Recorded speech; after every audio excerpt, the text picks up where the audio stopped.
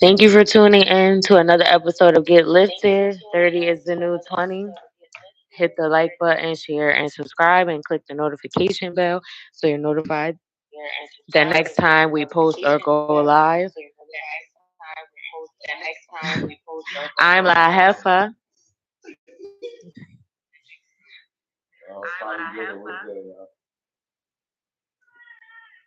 And we just had a Black Wall Street event on Saturday. That's my cat now. She's saying hi, guys. We just had a Black Wall Street event yesterday. I believe it was a success. Hopefully, we were able to tell for more people to learn about our podcast. We did hand out a lot of business cards so we can gain new subscribers. So, any new subscribers or people who just tuned in for the first time, we appreciate you as well as the people that were already here. We're a small YouTube channel, but we're trying to get monetized. So please help get us pushed out in the algorithm by liking the content, share, and subscribe. And you can comment down below if you want to engage. Right. So get right to it. We'll go ahead. Um, so let's get right to it. So first, I was on a few panels on TikTok where they were talking about a teacher's responsibilities. So if a teacher had their own outside, what do you think? Like private life, I guess. Is it acceptable for them to date someone that would be have a significant age gap to them, but still legal age of consent? Like 1839 Like 18. or 1840. Is it appropriate for a teacher that has maybe a young girlfriend? And let's just say that young girlfriend is 18, the teacher's 26, or the teacher's 32, or the teacher's whatever. And they have this young woman, and I don't even want to just make it gender specific. Let's just say anyone. But because we always just label it as the guy, right? So let's just say anyone, male or female teacher. And they're dating someone that is the same age as possibly one of the students that they might have.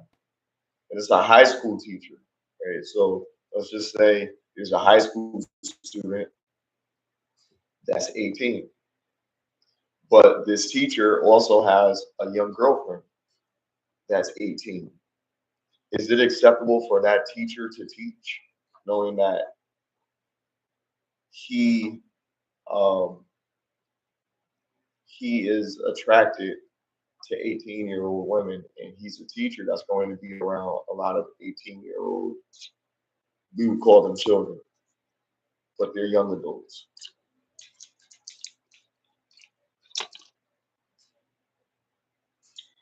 I think legally, if the child is of age, then by law they're allowed to date. So if we're going by the law, then they really can't say anything as long as they're not dating the students because that becomes a conflict of interest.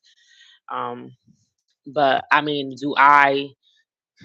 do I think that that's a good idea, or would I promote that or suggest that someone in their 40s or their 30s get involved romantically with someone that's just reached the legal age where they would be considered an adult? No, you can't even drink. And everybody doesn't drink, whatever. But it's like if you don't even have permission by law to do some of the things that an adult is allowed to do, then that should be a problem right there.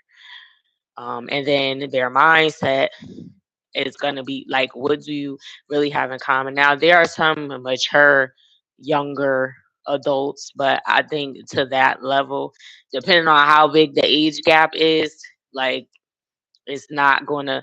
The only reason that they would be dealing with someone that young, in most cases, there may be exceptions to the rules, but in most cases, it would be to just for sexual gratification because you don't have nothing else. They're 18. You have no life experience for the most part, or generally, you would think. And again, there's exceptions to the rule. Some younger uh, adults go through things that most of their peers don't experience, but for the most part, there's nothing you would have in common besides the sexual part. So it's like, why are you with them? Okay. So I I feel like okay, this is a feeling. I feel like society has a hard time accepting it because they look at their children and them being protective as they are of their own, they try to relate that to the situation that's at hand. But there's many different types of situations. There are some mature younger adults. We do talk about frontal lobe development and things like that or whatever, yada yada. But there are some young people that have had experiences well before they reach that age, as far as like responsibilities and different structures that they've had. So they're already pretty mature once they've gotten to that age. Now, I'm trying to say this as politically correct as possible without sounding like a PDF. You know what I mean? They are mature to an extent, but they still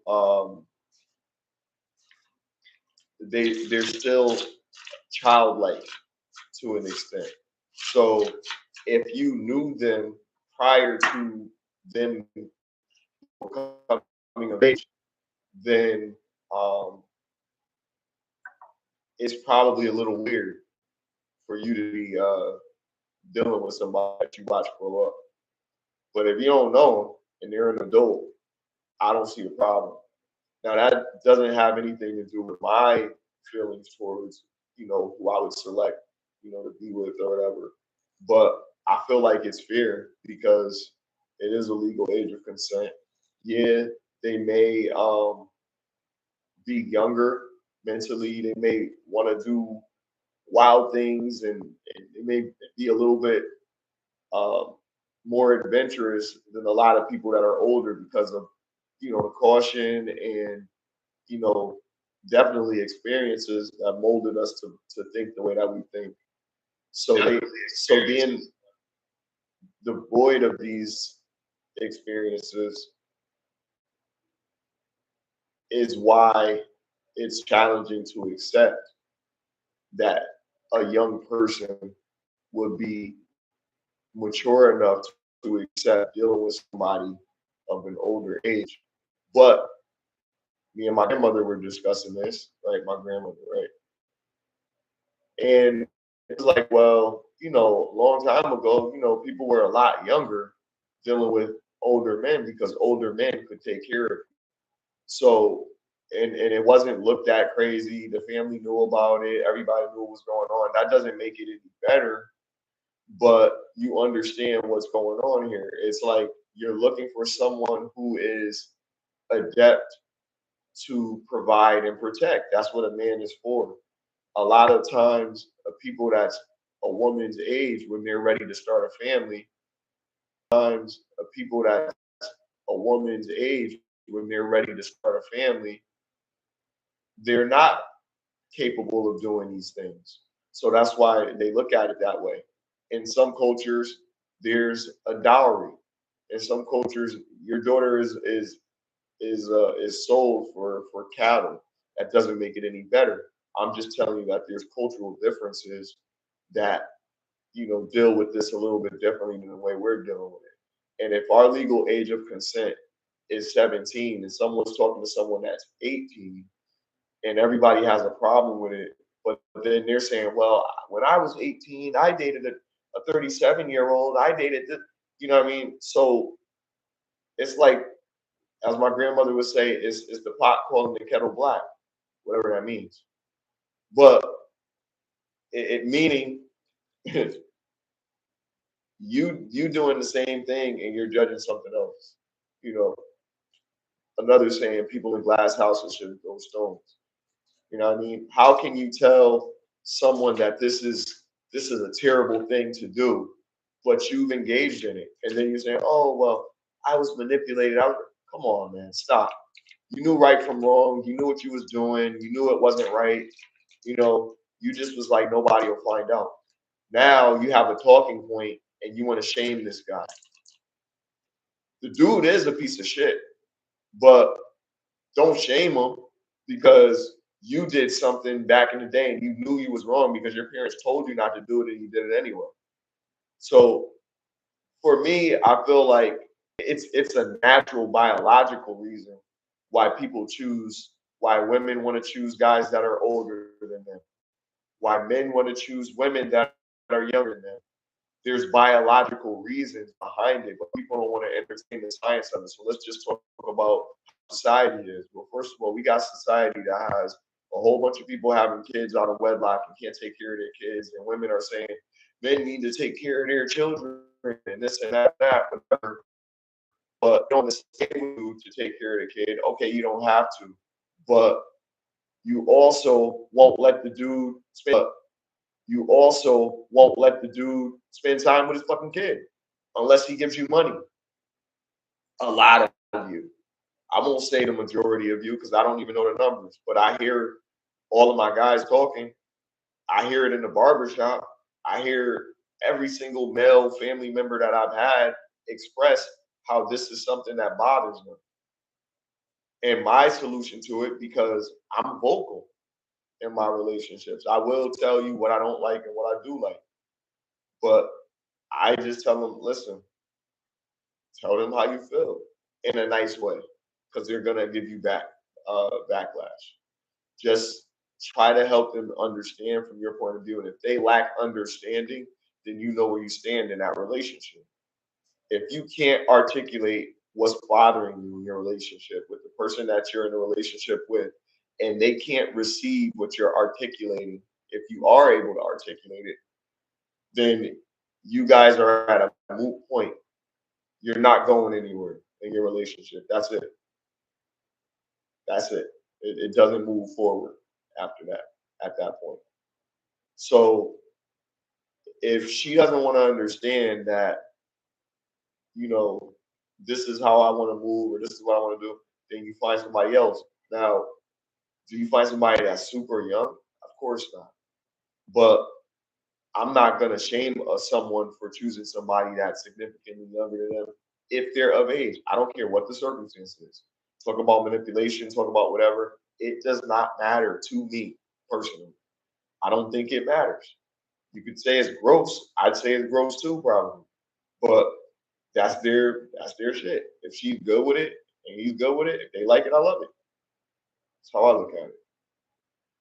In terms of the teacher, have an outside relationship with somebody that's of age and having children in his classroom that may potentially be the same age as the person that he's dealing with, I don't see anything wrong with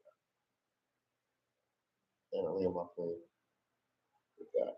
But do Kind have of like Drea Michelle. right. She had a baby by that basketball player that was the same age as her son.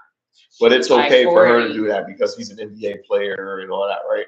I That's didn't say it was no, I'm okay. saying that's how society treats it. They don't give her the same level of shame that they would give a guy in the same circumstance. They put Morgan Freeman through the ringer for messing with a woman that's 30 something years old or 20 something There's years more old. to it than that. I Was mean, his friend's at face granddaughter. value, they still put him through the ringer. But they did the same thing to Al Pacino for And getting a then woman that's pregnant that's in also the her late point that you 20s. said. He watched her grow up because that was his friend's Right, granddaughter. right. That's some grooming type shit. Yeah, I think that. Yeah, I said that's creepy. But what I'm saying about Al Pacino, I mean, it is what it is. It's just not for me. Like I do like older guys, but there's a limit. Like I wouldn't date. I don't want to be with somebody that's like that much of an age gap. Like Al Pacino is like 80, and the woman that he just had a child with a couple years ago is in her 20s. Like it's just nasty. From like it's just disgusting. Not of like because it's like you're too old. Like I wouldn't be attracted to you. So to me, the only purpose in that scenario would be she must be, like you said before, she must be dating for the money in that situation, because I don't see the attraction outside of financial gain for that huge of an age gap for the woman to be okay and have a child with this man. And also, just because a man is able to, give you the sperm to have a child, they're older too. There could be birth defects and stuff because he's in his 80s.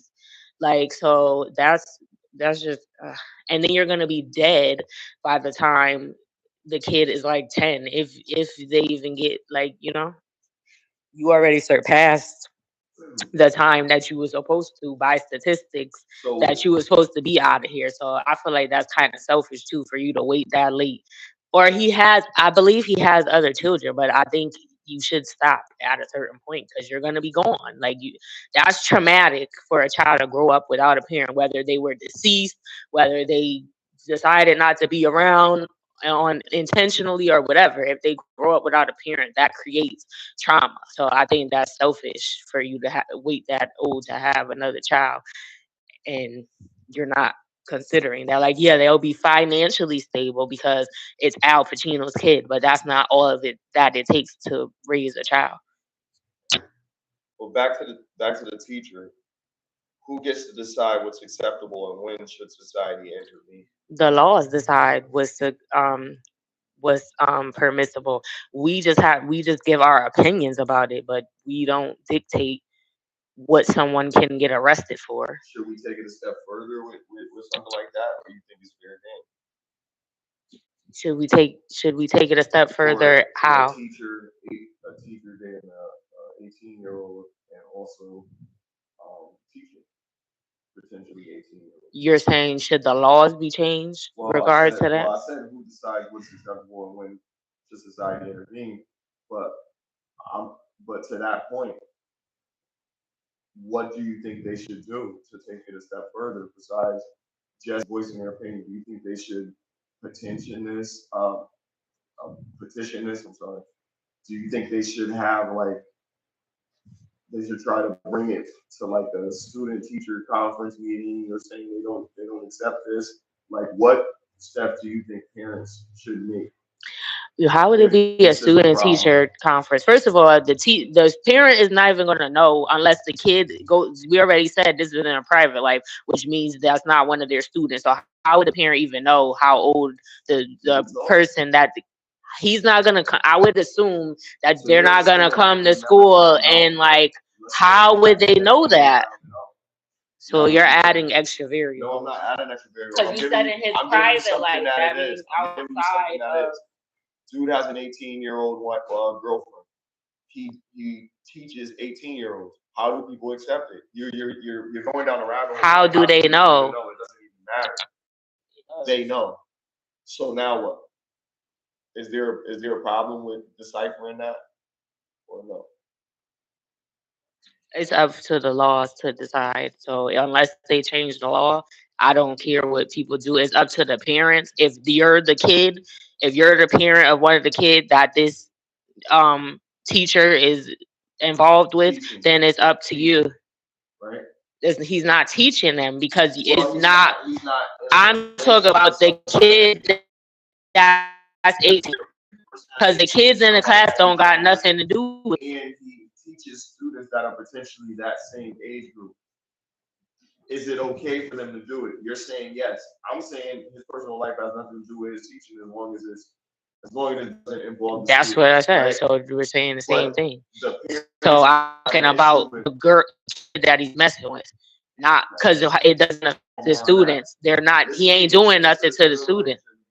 It's the parents' responsibility. You need to know what you're. Got nothing to do with that. That's his relationship.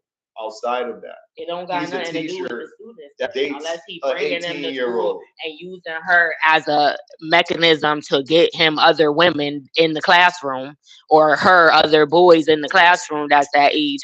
It has nothing to do with it. So they need to mind their business. How did they even find this out?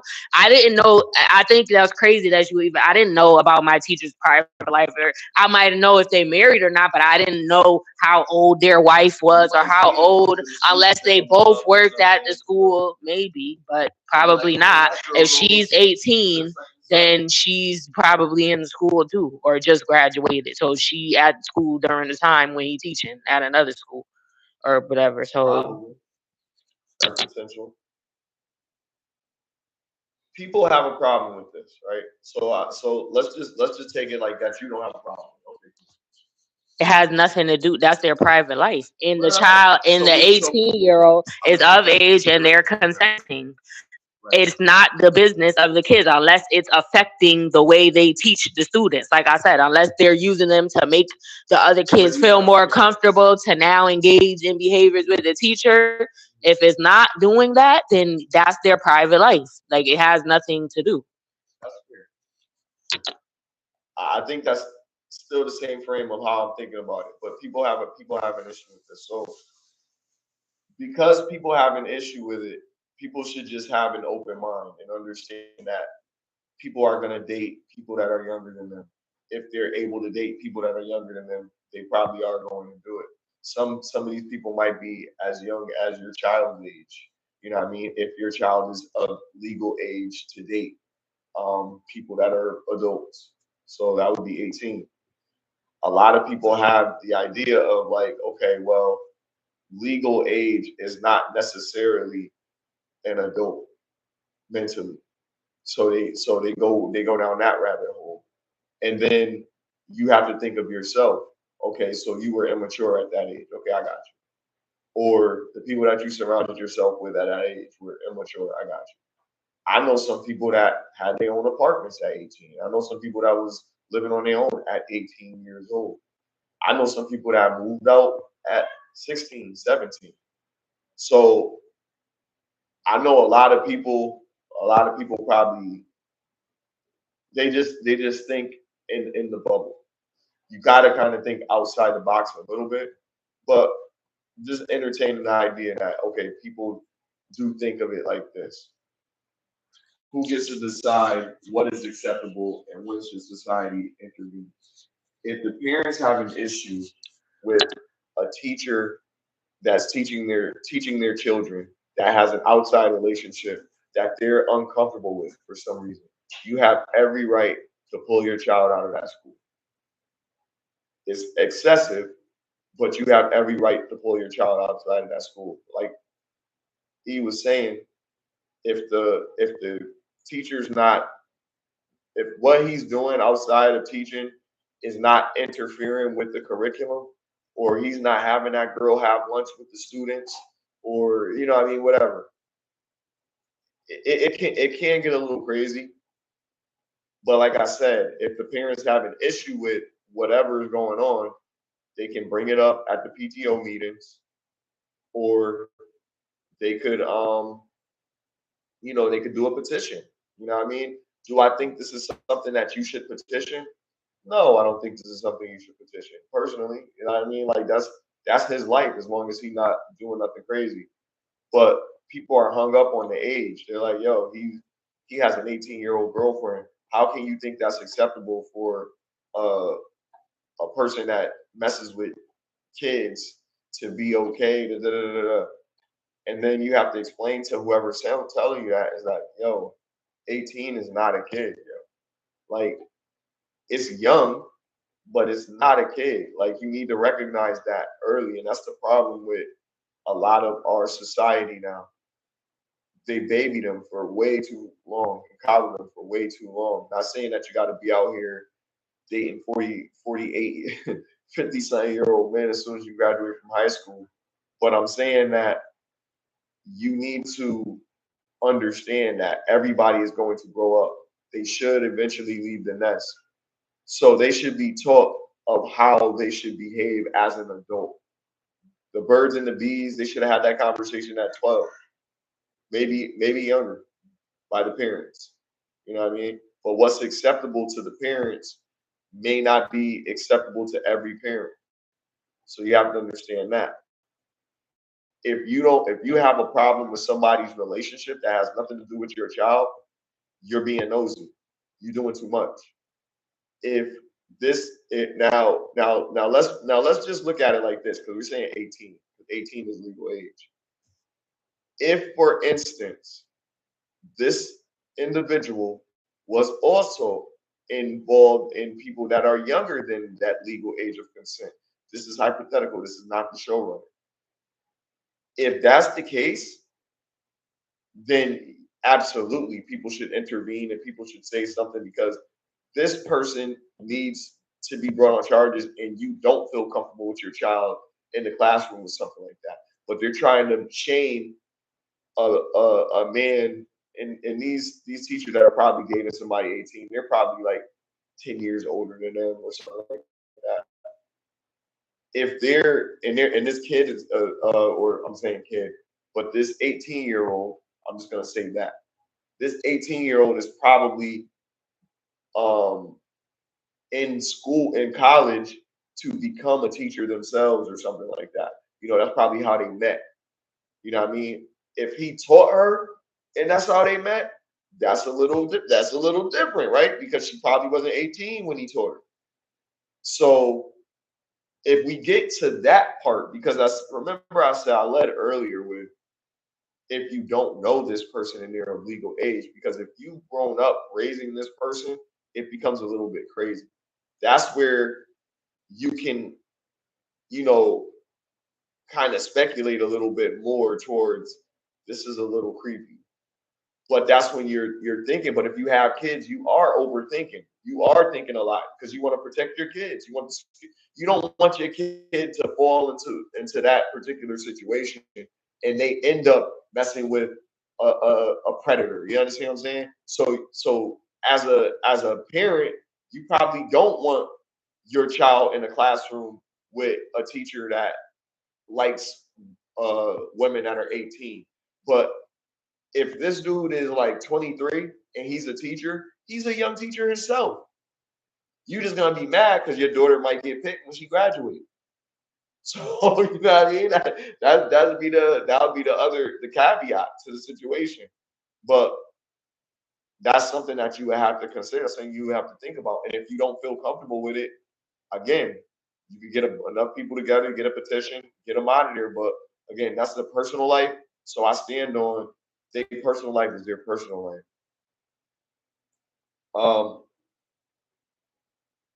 Okay, can I? yeah, go ahead. All right, so you mentioned like people that moved out of their home at 18 or 16 or whatever or younger. Yeah, I can acknowledge that there are people in that situation, but that's not a majority of the case, and that would be considered an anomaly, which we normally don't speak to that. We talk about the majority. And biology tells us your frontal lobe doesn't develop fully until 25. So the decision making part of your brain is incomplete at that age, which is why they have laws centered around that, at least until the age of 18. But 25 is the time when it's fully developed. So I think they should actually change that. But that's why you can't be in some states tried as an adult for unaliving someone until you're at least 18. But I still considered someone that's 18 still a child. Now, the reason that I believe that some kids are more mature and they have moved out on their own at the age of 16 is because they were put in impossible situations where they had no choice but to adapt. So mentally, they develop quicker than their counterparts because of the situation that they were put in. But that's not the normal process of development. But like I said before, it's up to the parents. You should know what if your child if an 18-year-old they're still living with their parents, then you should know what's going on. You should be having conversations with your kid about where they're going, because I'm still calling them a kid at 18. If you're still living at home and you're not able to take care of yourself, and what job can you really get at 18 to where you can provide for yourself, like unless it's something illegal or SMEX work or something like, and most, unless you graduated high school early and you were one of those kids that like, and you went through college already, you were like 16 and then you went to college and you got like, because you need credentials. Even for people in their 30s, it's hard to find if you don't have a degree. So at that young age, what job are you doing to where you're able to take care of yourself? So if you're not even old enough to get a proper career to take care of yourself, how are you old enough to decide that you can be with a 40-year-old or someone in their 30s or something that's old enough to be your parent? But I think if the parent is in their life and the child is dealing with someone that age, then they should be held accountable for it, because you need to be monitoring what's going on up until your kid is no longer in your care and they have moved out of the house. Now if they're living on their own, and they usually came from a trauma. Most people don't leave out the house that young unless some type of trauma was involved. They were a child that was in the system and they aged out the system and they helped them find housing and stuff like that, where there was some abuse going on at home, or you were living on the streets, you were doing smex work or something. Is not a normal situation when kids move. Or you are a content creator. What percent of people are making money off of that enough at 18 to be able to? So that's not a situation where it would be considered a majority. But again, I'm going to say the parents would be responsible. Like, you need to be monitor what your kid is doing, where they're going when they're leaving the house and they're still under your roof, and you need to put rules in place. You need to know who their friends are, where they're going. And on another note, I always say, if I have children, I don't have any right now, but if I ever did, my kids will be homeschooled, because I don't agree with a lot of the things. So this is why I don't. I mean, I have an opinion about it for other people, but it wouldn't really affect me because my kids are going to be homeschooled. So I don't have to worry about who their teacher is. I shouldn't have to worry about who their teacher's sleeping with anyway, if it ain't my kid. But that wouldn't be something in my train of thought because they be homeschooled.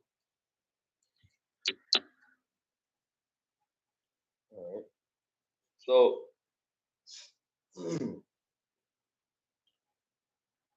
now your kids are going to be homeschooled, so that's great. But the majority of these kids are not homeschooled. So for this situation, that's not a solution.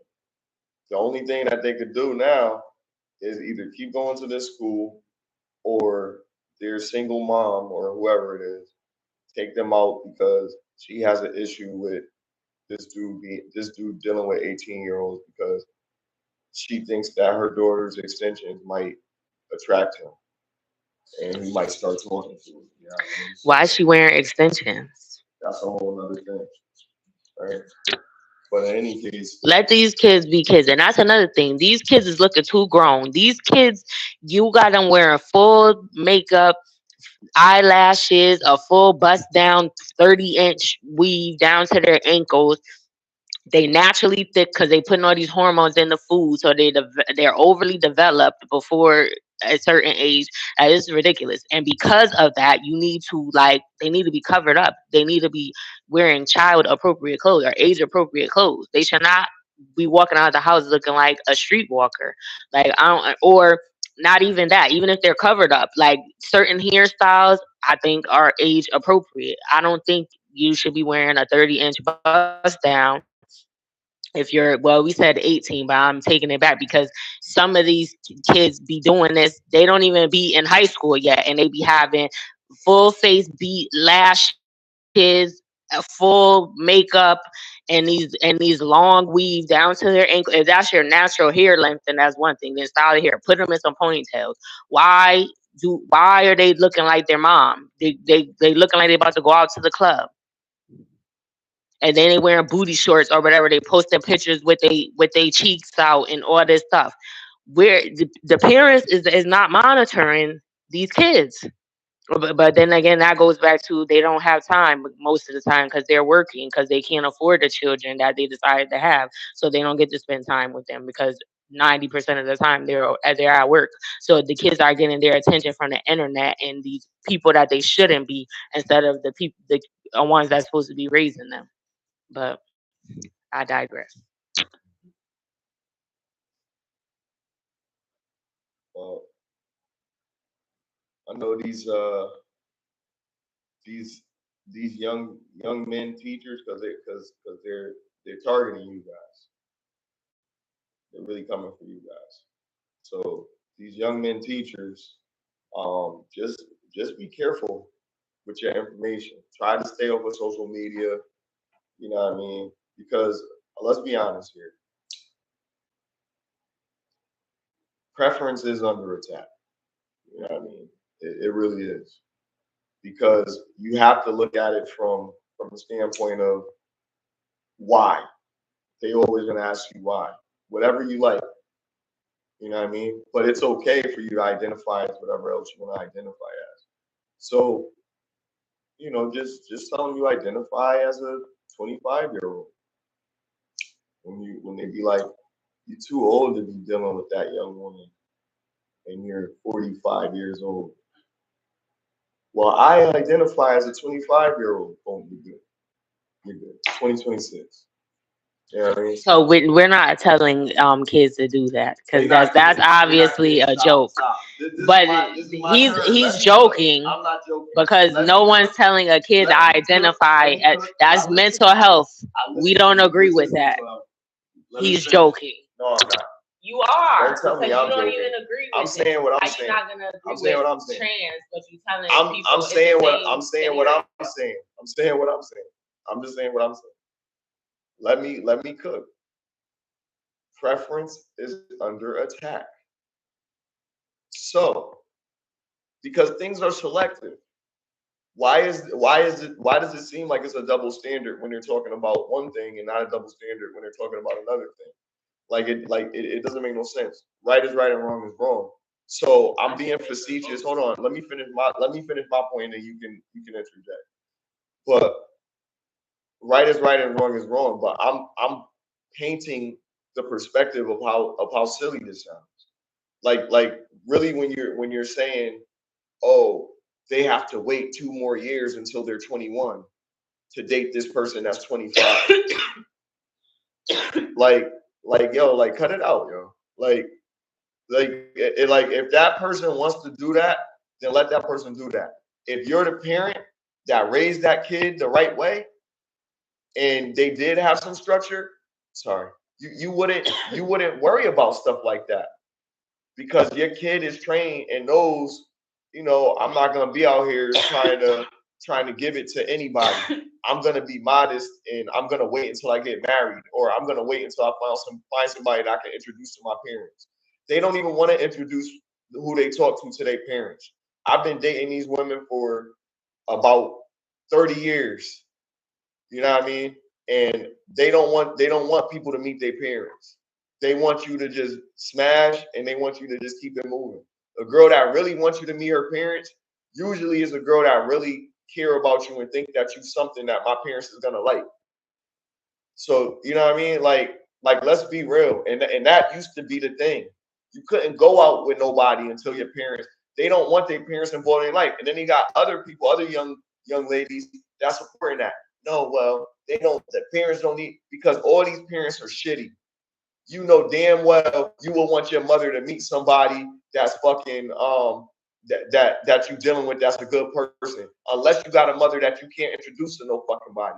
So you're outside the fucking norm. Now the people that do have some fucking sense, the person that they dealing with, of course they gonna want them to meet the person that they dealing with, because they know that have some fucking sense. The person that they dealing with, of course they gonna want them to meet the person that they dealing with, because they know that the people that they're dealing with have their best interests at heart for them. If you're the people that got the best interests at heart for them, yes, I want you to meet this person because I want you to tell me what do you think. I still feel that way. I'm 41. I still feel that way. I want my people to meet the people that I'm dealing with because I want them to be like, man, that chick, fuck that shit, man. She ain't shit, whatever. I want them to let me know, because I might be blinded. I might be googly eyed or some shit. You know what I mean? let me know if I'm fucking up. You know what I mean? But I'm not saying that you're 40 something years old and then now you have to make sure that you're, you know what I mean? But you should want to, you know what I mean? And that's the thing, they don't want to. So they're making these mistakes, and that's why if a dude is older, like there's been times where a dude is a little bit older than a chick, and the family was okay. Why is that? Because that dude came over. He liked that girl when she was in high school and they were in high school together, but they knew nothing was gonna go wrong. The family was monitoring their relationship. You know what I mean? They would sneak away and make out or something like that, but nothing happened. It wasn't no teen pregnancy or nothing like that. You know what I mean? It was still harmless. So that's what I'm saying. In those situations, it's more gate kept and it's accepted because those are families that support this relationship. The whole society is saying, no, no, no, this is bad. Smack your wrist. You know what I mean? Because they have no adventure in their life. They're in the not in the gray area, or they're like, this is the way it's got to be. Their ideology is what it is, and there's no way to look past that. They don't have an open mind, and they know how they fucking got here. You probably got here from somebody that was dealing with somebody that was like 40 years older than them. You know what I mean? Like, how do you feel that way and that happened and you love your parents, both of them? You know what I mean? So let's get out of that and let's try to understand how to make these young men more responsible so that they want to be with these women and they don't even, because I heard even young niggas saying that shit. Like young niggas kind of be hating, like, you know, like on some shit. Like I heard like young boys hating because it's older dudes taking their chicks, saying shit like, "Oh, they can't get nobody their age." They ain't talking to me, but I'm just saying that's what they saying. They saying shit like that. I know. I talked to them, the YNs, and that's how they feel. They feel like, oh, like why, like whatever. Like they sound like their mother. And I'm like, yo, like why you mad? Like why you mad about it? Like that this nigga, like you wanted to talk to her? And they be like, nah, that's crazy, yo, cause like why you can't mess with nobody your own age, like da da da. Like, yo, because there's a lot of things that a lot of people don't understand when it comes to dating. It's not just age and all that other shit. It's fertility. Um, it's experiences, how many and how less, right? You want somebody that is flexible on both ends. A guy that's a certain age is going to be more tolerant, more compassionate, more understanding than a younger person most of the time, because a younger person is just like fuck this, like, you know what I mean, sometimes, unless they got that puppy love. You got that puppy love and you stuck on somebody and shit, you don't know what to do and shit, and then you making stupid decisions. But if a young man is really out here, he doing his thing, he a young bull, he not fucking really settling with no chick like that. You know what I mean? So these chicks is learning the hard way. So they don't want to deal with these young dudes, because if they dealing with a dude that they like, this young dude is probably talking to other young women that might like him. You know what I mean? And that's the reality of adulthood. But at some point, you get that out your system. If you never get it out of your system, at some point, you got to try to get it out your system. So if you have someone that you care about, if you got somebody that looks good, and then as they get older, their beauty fades slower than yours, you'll appreciate them for a longer period of time. So it might be ideal to for a man to deal with somebody younger, because you know she might appreciate him more or whatever, but it's possible that she might leave for a younger model of him, which he might not find. You know what I mean? Because all the stuff that you put up with when you're taking care of a woman is something that a new dude is not gonna just take on right away. You know what I mean? And a lot of women don't understand that. Like, you're gonna take on all of this stuff as soon as you assume this responsibility of being in this relationship. You are not.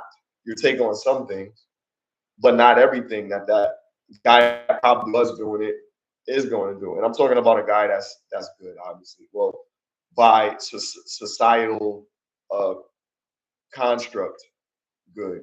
You know what I mean? The guy that's doing whatever the woman wants him to do, I guess, whatever. Because you guys decide what's good.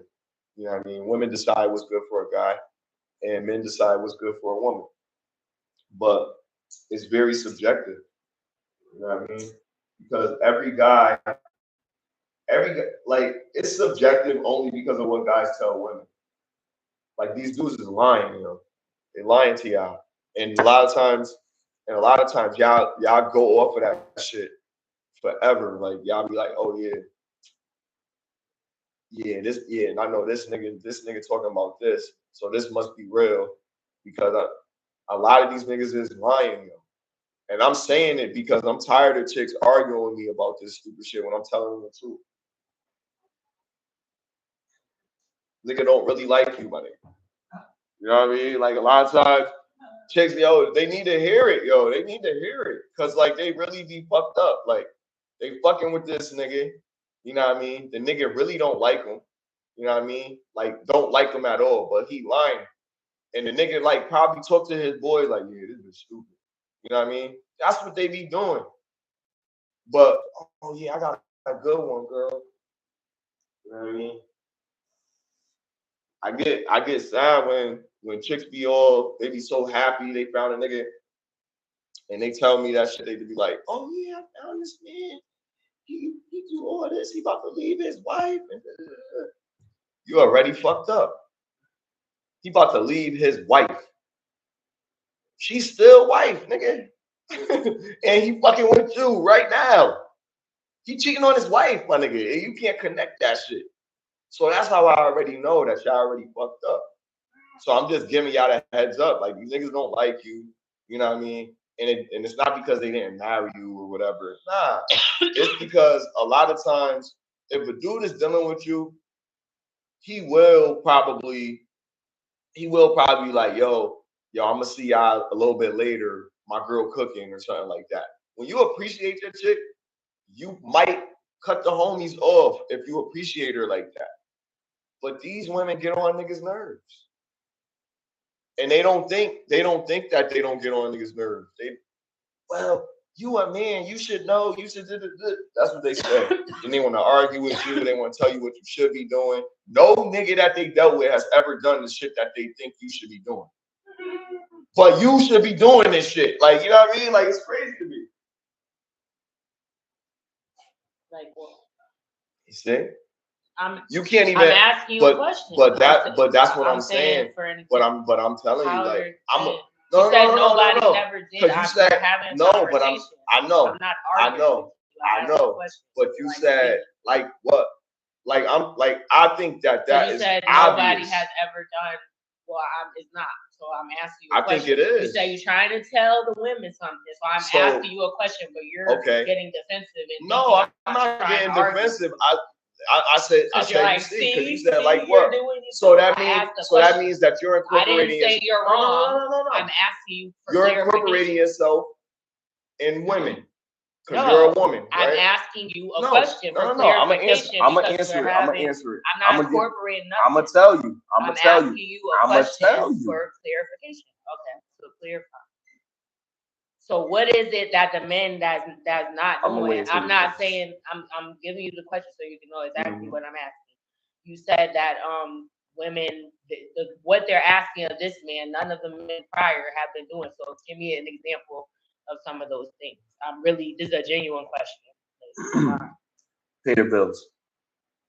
Okay. So who are these women that never happened? I don't know by name. And we on YouTube. I'm not gonna do that. But it's a lot of them. Take my word for it. You don't know who I know, but just take my word for it. It's a lot. It's more than 100. So, I would say that there are women that never experienced that. Was every single guy that I dated or in a relationship paying my bills? No, but I've gotten my bills paid. That's what I say. So I wouldn't fall into the category of this never happened. Right. Like, you might be an outlier, but then again, you're not begging somebody to pay your bills, though. You feel me? No. There's women that are out here that's begging. Right. So let me cook, because what I'm talking about encompasses 2026. There's where men would not have to go through certain things, but men was dirt bags, and they were still in long relationships with women that were really doing what they were supposed to do. And what's the word that they use? They got tired. So they taught their daughters how to not get tired, but it backfired because their tired turned into the 304 phase. So their daughter seen them coming in the house with a different dude every night and all this other stuff, and they was outside. Oh, mom got to work a double shift tonight, so you could come over. My brother at his girlfriend house. You know what I mean? That's what was going on. It was a lot of these young women that was living their best life. A lot of these young women today are living like their mother lived. They're disrespectful to their family, to themselves, to their culture. The young men, they're a lot of them are weak, yo. You know what I mean? They not ready for the real world, and that's sad. You know what I mean? So there's no compatibility. So then we go back to an older person dealing with a younger person, because now they got to teach them shit that they family didn't teach them.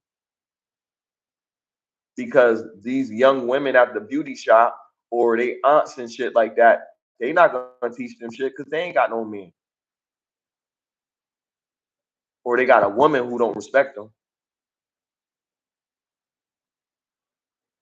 I mean, this is real life. Like, yeah, we talk about this shit like, from the stats and shit like that, but I'm looking through the looking glass. Like, I see what the fuck is going on outside. Like, I literally see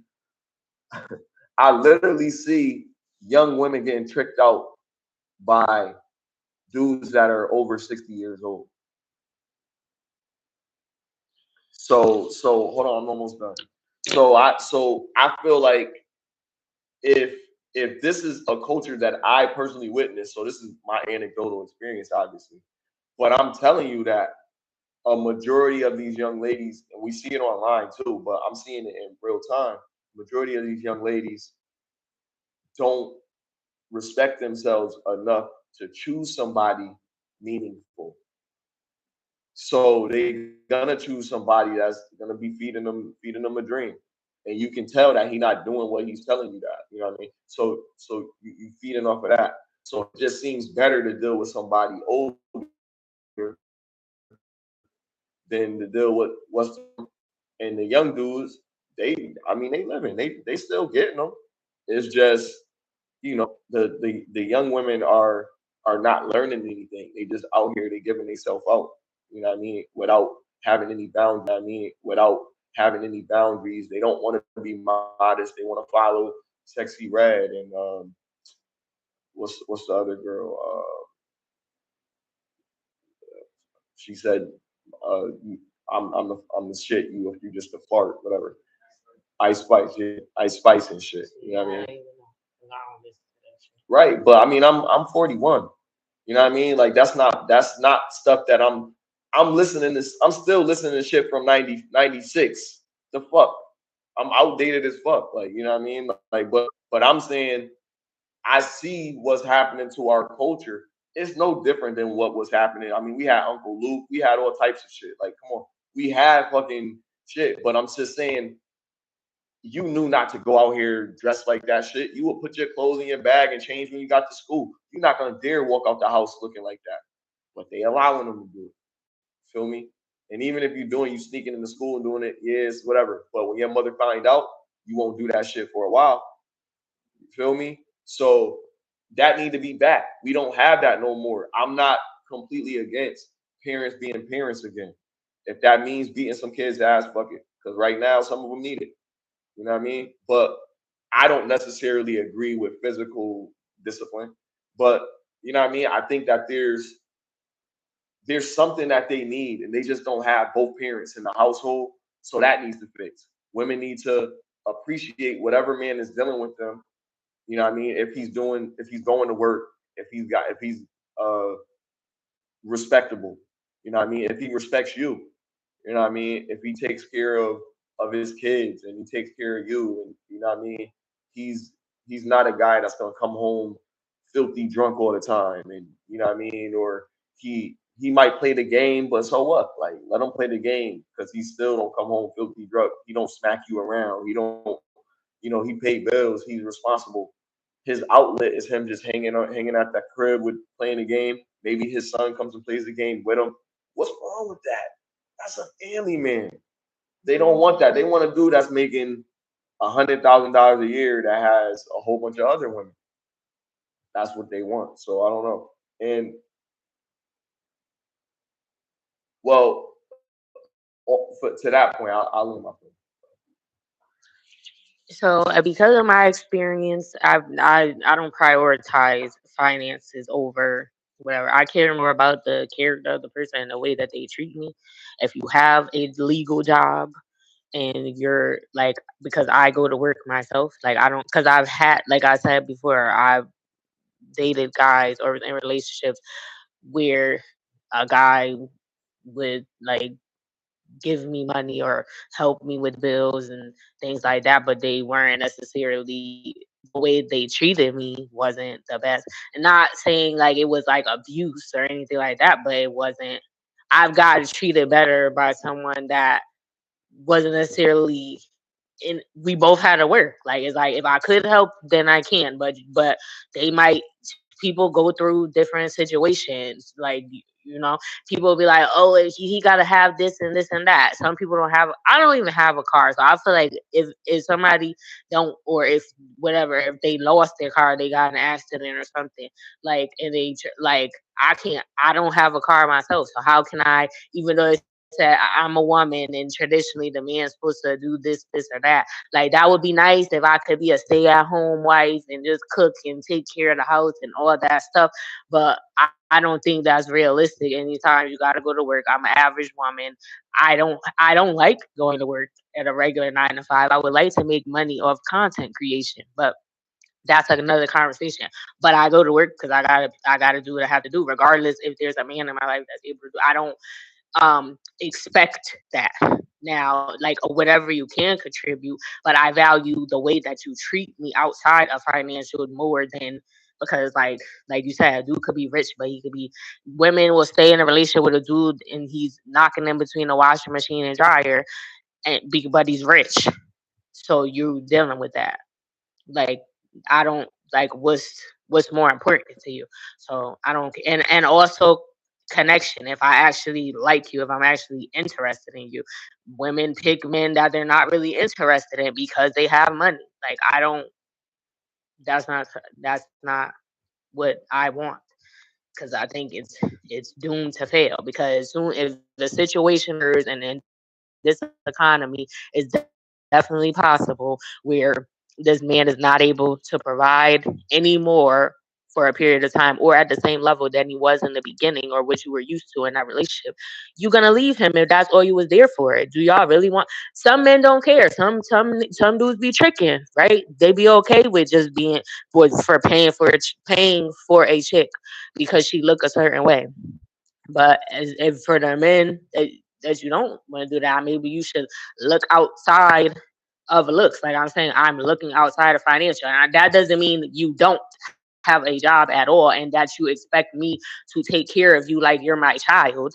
I'm not saying that. You should be able to at least provide certain the main things for yourself or whatever. But we both got to work because this is how it is in society, and people go through ups and downs, and people get laid off, and different things happen. And you will want somebody. I would assume that most people want somebody that's going to stick with them through those things. And how you feel about a person outside of finances and all that, which is what is going to drive you to want to stay with someone throughout those things. And people will be like, oh, it's a fairy tale, this or that. And it's like, no, people just, they don't want to try. They want everything easy. So they just pick any random person and try to force it. And sometimes this is why it's not working because you're not finding your person. You're not trying to find your person. You just lonely and you want somebody. So you're trying to fill that void, and it's never going to be filled if you're not really putting in the work. You're just doing the bare minimum. So You're gonna be with somebody that's gonna hold you accountable. That's gonna tell you when you're wrong, and a lot of women are annoying, but I mean, some people will say, "Oh, I just tolerate certain stuff." I do think it's a give and take. There's some things that you may have to sacrifice, but you need to determine, you need to prioritize that list of what you're going to sacrifice, and that may be what varies from person to person. But I think the thing is that guys are willing to make the change because the broke guy eventually, a broke man became rich. You know, um, it's gonna it happens progressively. You know what I mean? But when women don't want to make any change, it makes it difficult because your pool becomes slimmer. You're gonna deal with guys that are more accepting of it, but not the caliber of man that you truly desire. Settle or be complacent because there's certain things that women do that chase men away, and they continue to do it, and then they blame men. Like the first step for everybody is to reflect on yourself and figure out what things you can change within yourself instead of blaming it on a gender. A lot of times it be them, whoever's complaining about it. Like if I complain about it, it's probably me. If she complain about it, it's probably her. Because why you dealing with it? Because you probably feel guilty because he dealing with this shit. You know what I mean? But you still have your limits. You know what I mean? I'm not gonna let it go this far. Yeah, I know I do this or whatever, so they could do this, but they're not gonna be able to do this. And then it's like the situation just becomes weird. Like, you know what I mean? It's like, why are you even in a relationship to begin with?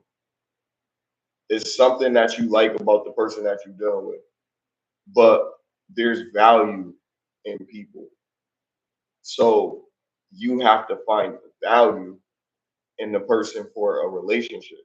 And then you have to be transparent with them. Tell them what you want and what you don't want. People be afraid to tell people what they're not going to deal with. And then the person get mad when they tell them about how they feel mad late. Like you can't get mad at me. If I tell you in the beginning I'm an asshole, it's no surprise when I do some asshole shit. Like I'm like, yo, I told you. You was like, you're not an asshole. You're nice.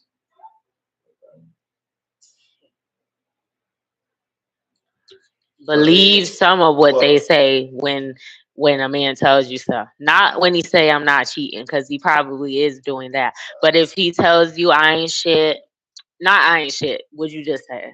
I'm an asshole, or if he says, "Oh, you deserve better than this," or if you said, I dealt with someone for years that used to say things like that to me, like, "Oh, you deserve better. You're a good woman. You shouldn't be like he's telling me myself, like, go. Like, why are you putting up with this? Because you're a good woman. I'm ruining you, or I was probably already ruined, but further, whatever. But if they're telling you stuff like that, like, listen to that, because and think of why they saying it. Look at the behaviors that's going on and what you're dealing with. If they're putting you through and you're constantly in turmoil and you're crying and you feel like you want to fight, you getting in the fights over and all this extra stuff, like, he's supposed to be your piece, just like you want a woman to be your piece. So if you experience, and it ain't even just about cheating, it's like I said, the way a man treats you and stuff like that. They don't value you, they're gonna treat you differently than if they do. And if they have the gall to tell you that, like, or maybe that was guilt speaking of why they said it, like, um because even though you knew that I deserve better, you still allowed it to continue for as long as I let it. So it's like, just listen when the guy say certain things like that. Pay attention. He ain't capping. He might lie about certain other things, but some things maybe is that not. is a lie too, saying that she deserved better. Maybe she deserved just what she got. Maybe she deserved him. Like women, like a lot of times Like a dude might think he not shit or might say he not shit or whatever because his confidence is low. He on his whatever, you know what I mean? But if you can clearly see how he moving and you accepting him for who he is, then that's a win for that nigga. He not really on the lowest of the low. Like I said, you got a car, you got a place to stay, you got all of these things, you got a job, steady income. I can't say you're a good or a bad person. As a person, you might be okay.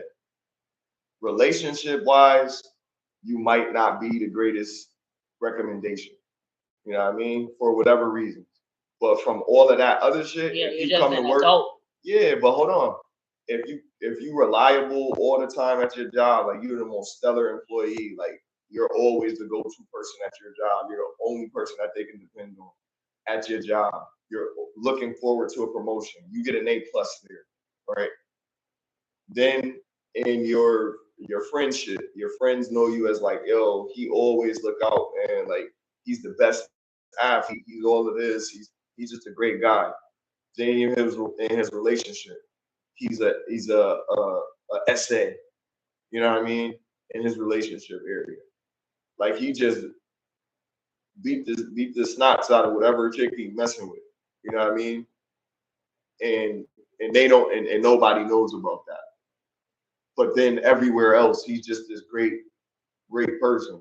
So until you're dealing with somebody in that, I respect women's, when they say, all right, look, some dudes is just not it. But it's not always that. The relationship again is another area in life. Um hold on, gotta close one. I got a message. What is it? Read it. You got a message in your Look, inbox? just look at the screen. My screen.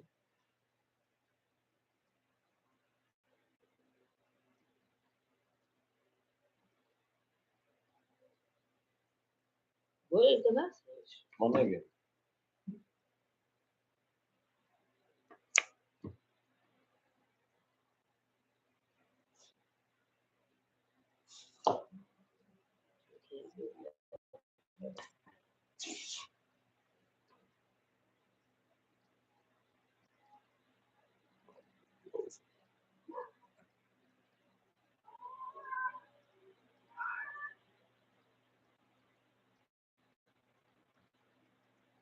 Close it.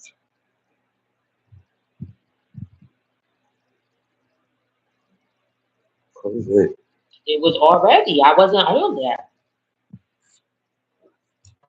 If you just see, I just logged That's what I into it, said. so that wasn't that. You don't understand. You live. You're not thinking. You live. You can't be.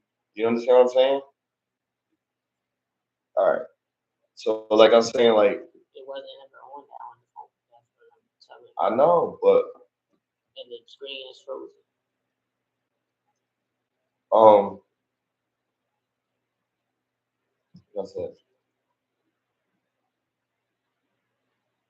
you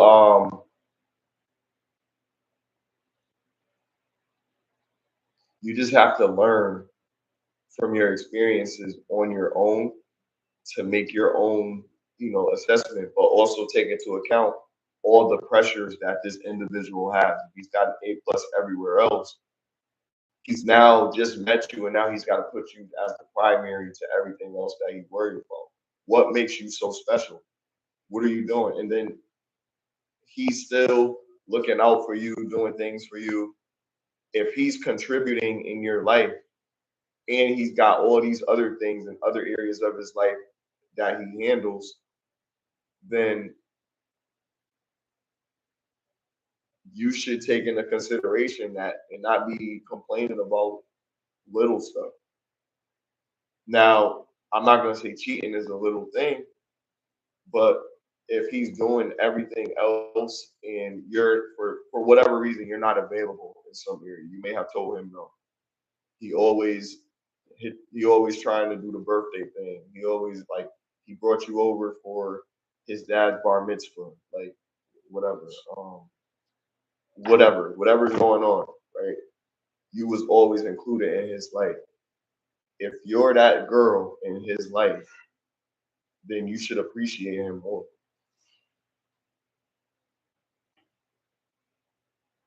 because of all the other things that this guy does. Like, you know what I mean? Like he's Superman and he's all for you. Nobody's Superman. Well, he appears to be, and he's just for you. And he's not just for, and especially if he's Superman, then he's not just for you. Why? No Why man is that? just for, unless Why? How do they're you say just that? like a weirdo and they can't attract women.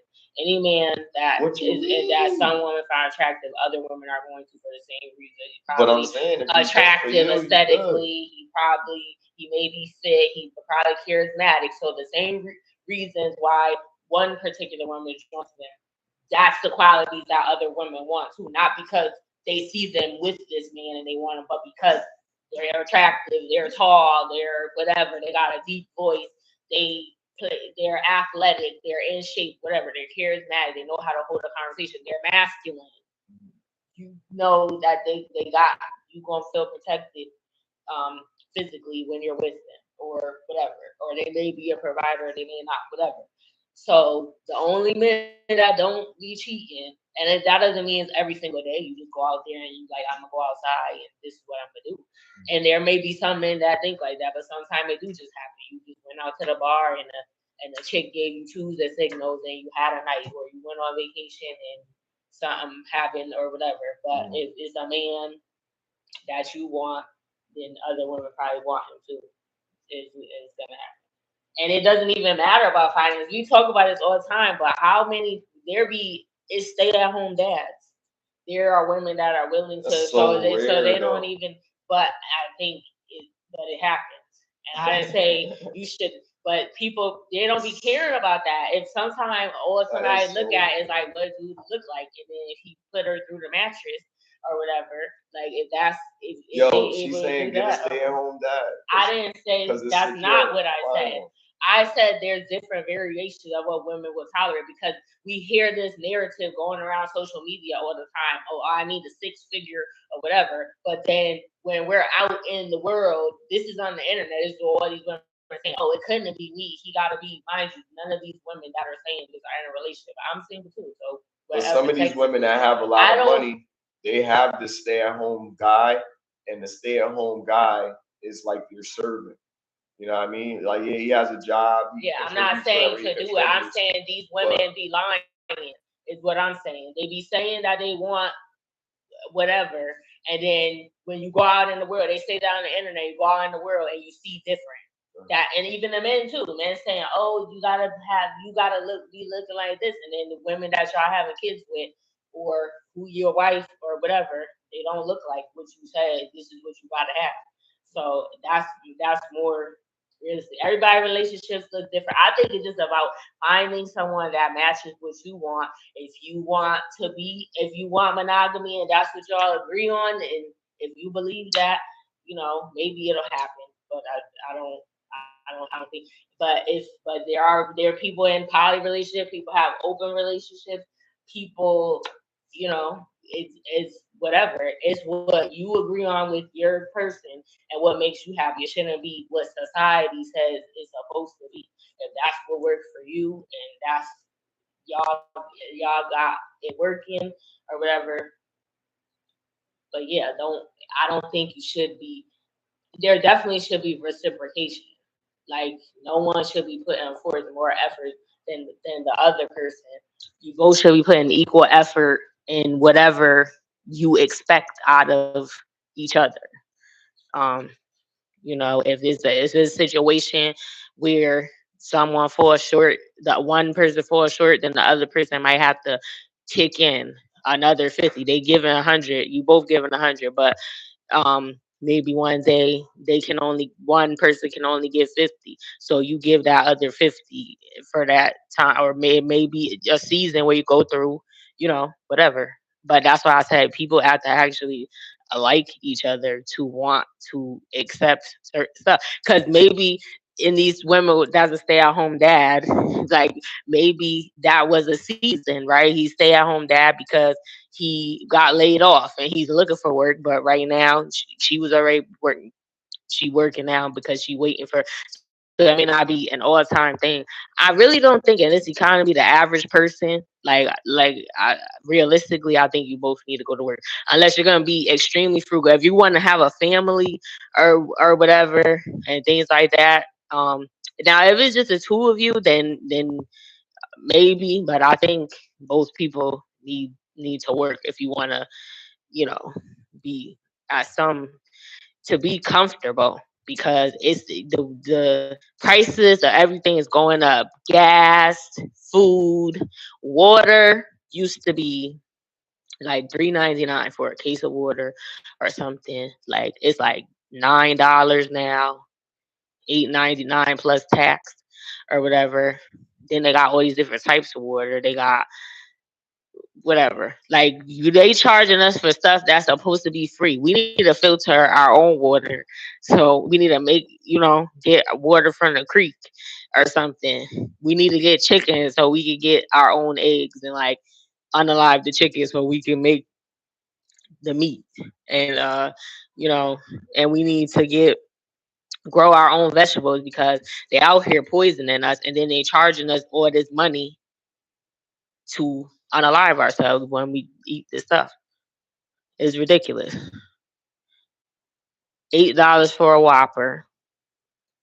What are we do? Like this is for poison. It's poison. I don't understand. Just do what makes you happy, and you know.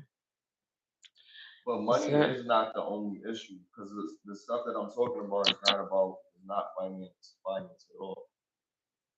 The things that women want, maybe they talk about those things, but these guys already have these women.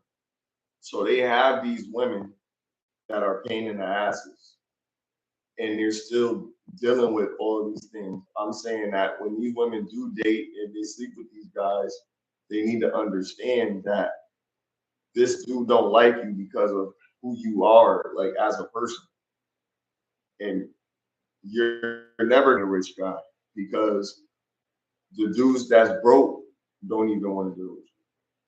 They do, but those are the worst of the worst. but And yeah, then they probably if he probably nobody likes you if you said that. It, I think that's my belief. I think that if you're not able to get like if most men don't want to be around you, then women probably don't want to be around you neither. You're probably yeah, you don't just behave that way when it's with him because you should be the nicest version, the best version of yourself when you're with your sometimes they romantic do. partner. So I think that in most cases, if you're behaving like that and he can't stand you, then women probably can't stand you too, or vice versa, because you're just an annoying person. And some Are people are are annoying, or they talk too much, or they women just bipolar more than men, or is that something somebody made up? bipolar. Yeah. I don't know. I haven't heard that. I don't know what the statistic is on bipolarism between gender. But I mean, can look that up. But Um, I don't think it has anything to do with bipolar. I Well, in think the it's. case, I think people are not being their authentic self, and then at some point it's gonna come out. So it's not necessarily bipolar.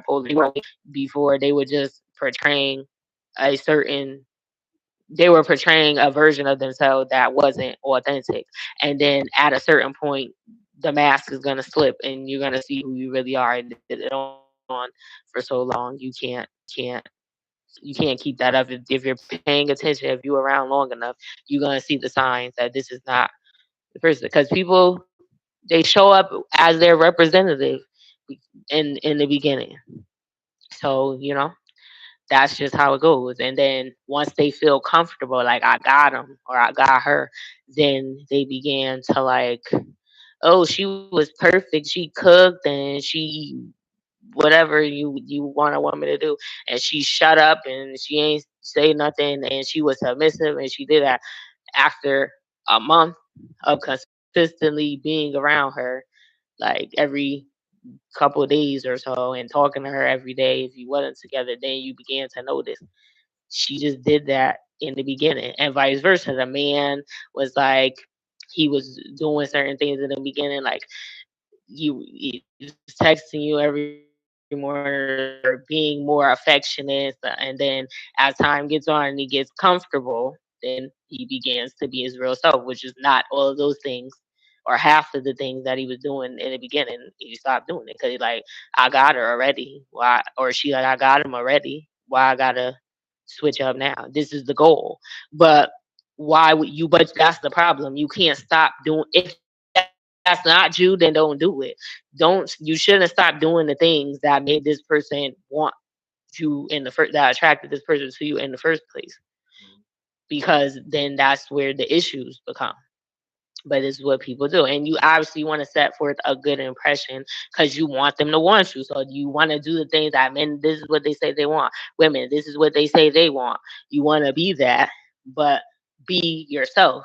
And if you're trying to change to be that, maybe there are things that you need to work on, because I do think, I believe in evolvement and people can grow and things like that, but you have to really believe that these qualities are how you're supposed to be. Like if you want to be, if you're saying I want to be submissive, then you need to really believe that that's, feel that that's natural, that how a woman is supposed to be. That need to be something that you, that it just feels right automatically. That it feels wrong when you don't submit. If you don't have that mindset, or if you about pleasuring your man in certain ways or whatever, if you're like, oh, this is nasty, you're gonna act like it's nasty, and you're not gonna, this is your man, this is your husband or whatever. Like this, like if you act that way, I mean, if you have that mindset, that's what you're gonna believe. But if you believe this is how it's supposed to be, and this is my duty, and this is, and I really want to do, is not just for them, but for myself as a person. This is who I want to be. I want to be a feminine woman. I want to be a woman that is, that my man don't have to tolerate me. That they're around because they actually enjoy my company. Like I want, if you, if that's what you want to be, you have to have that in your mind. If you're just doing it as a performance, it's not going to last. Now, some of these women that I talk to claim they're doing all of that, and they're still not getting the outcome that they deserve. And I know how they are, and well, I see how they are, and I know they lying to me. Like I know they not cooking, I know they not cleaning, I know they not pleasant, I know they not feminine, because they get loud, they get upset, they get, everybody gets upset, but the way that they lash out, it shows me differently. If this is what the dude that you dealing with have to deal with, I already know what time it is. You gotta have patience. A lot of them don't. I don't know why. Maybe it's trauma. I'm not a psychiatrist. I can't tell you. But I think that there is something that's going on deeper, and they're blaming it on this, that, whatever. But some dudes, they trying to figure shit out. When they trying to figure shit out, you can't kick them while they down. It's a dude that's broke that's dealing with a woman right now. The rhetoric of should broke men date means that their relationship shouldn't happen. But he trying to get his shit together. He working, you know what I mean? Whatever. He got something. That's what relationships used to be at one point. But now society is deciding for us, okay, this is what it should be. He should be making this, he should be doing that. And then if he's not doing that, then you treat him like this. And if he is doing this, then you still treat him like this because you're a woman and this is your place. All right. There's no compromise on any part. It seems like the only compromise is for the guy.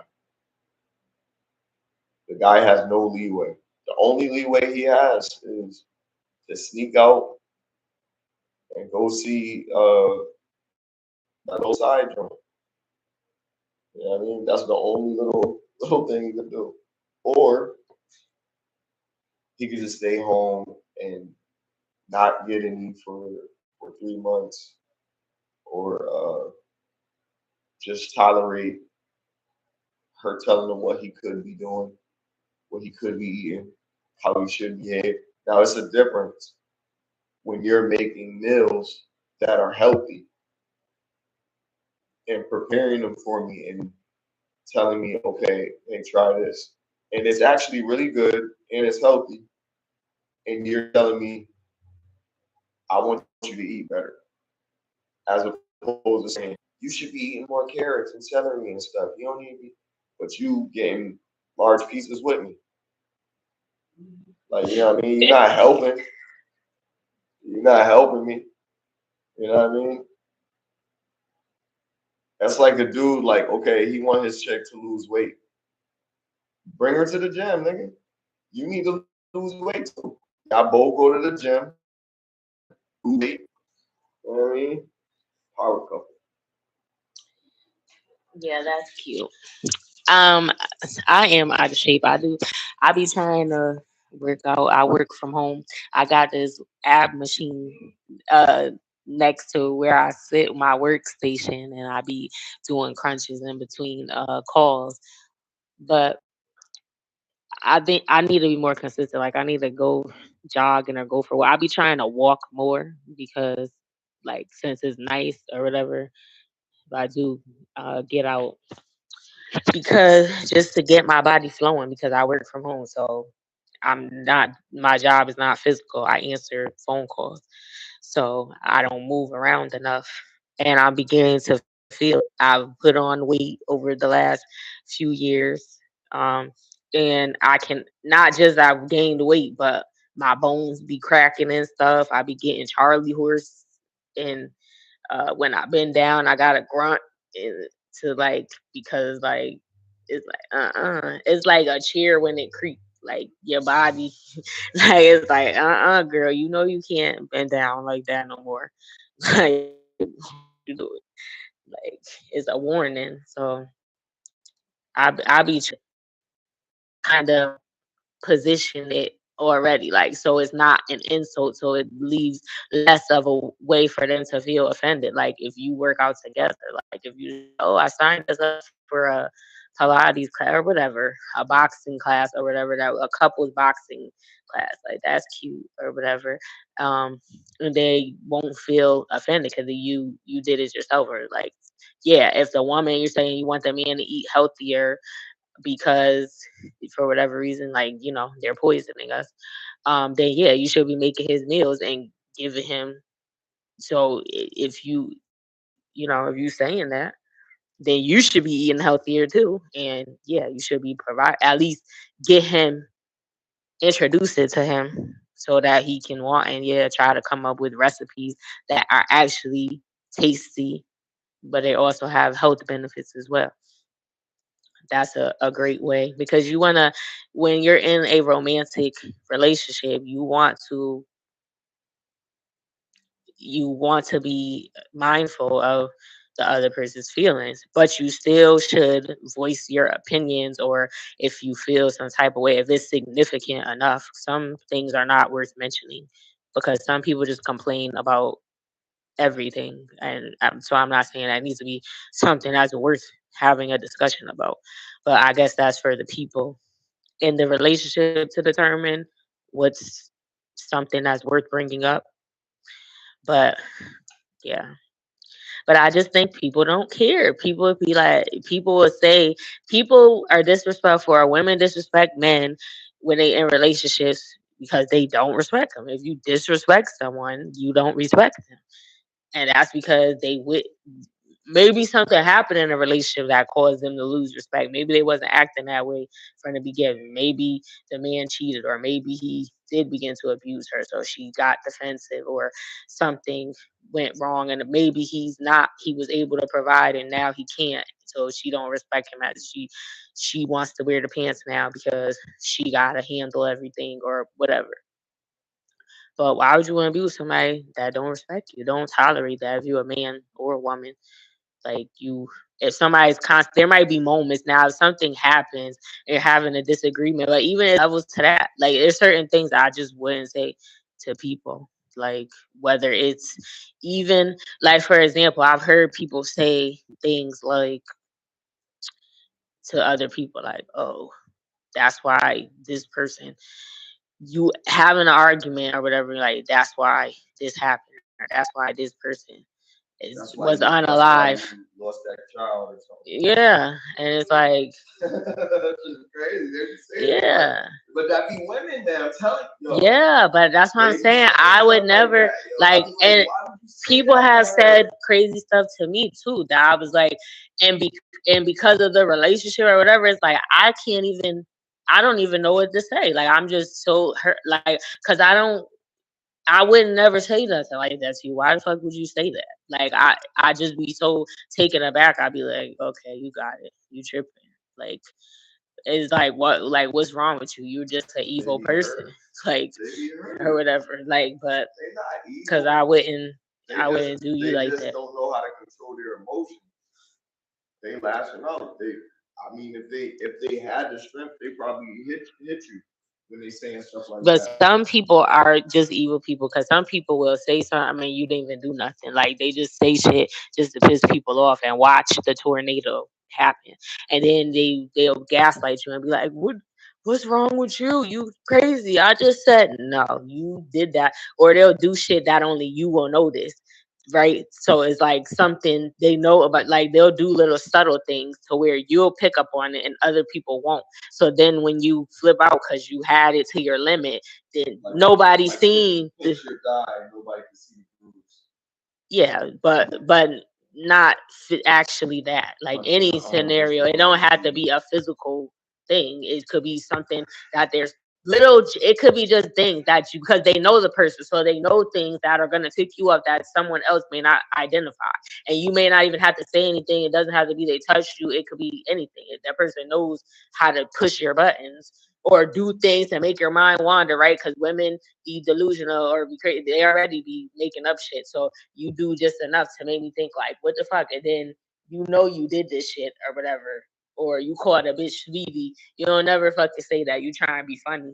Well, you don't even call me sweetie. What the fuck is this? Or whatever. And then but you've been doing little shit the whole fucking day and they're like, what the fuck is wrong with you? Like everybody's like, what's wrong with you? And it's like, I don't know. She tripping. You've been doing like people do stuff like that. But you gotta be people need to be mindful of your the other person's feelings, of your romantic partners, of people's feelings in general. Like, do unto others as you would want others to do unto you. And people just pay attention to red flags and, you know, just pay attention and avoid them. But some people think red flags mean go. So they see it and they walk through the exit. And, you know, that's you put yourself in that situation because you knew it was gonna you knew something bad was gonna happen. You didn't know exactly what it would be, but you enjoyed the roller coaster until it ended because that's what you had in your mind already. Well, I know this is wrong, but I'm just gonna ride this out, or I know this is not gonna end well, but I'm gonna enjoy it while it lasts. So if you think like that, then don't be all sad or whatever when that time comes because you told yourself you was aware that it was gonna happen, and then you have to take accountability for that. So I got I got three crazy stories involving parents, but I'm only going to talk about one because I don't want to. I don't want to make a whole show about parents doing crazy stuff because we already know they do it all the time. But there is one thing that I we did have a discussion on. on TikTok about, and it was surrounding a a surrogate. Um, a family decided they wanted a surrogate to carry their child, whatever. I think it was like 30 something weeks or whatever, and they discovered that the child would be born with some disabilities, severe, possibly. And when they found this out, they decided they decided they wanted to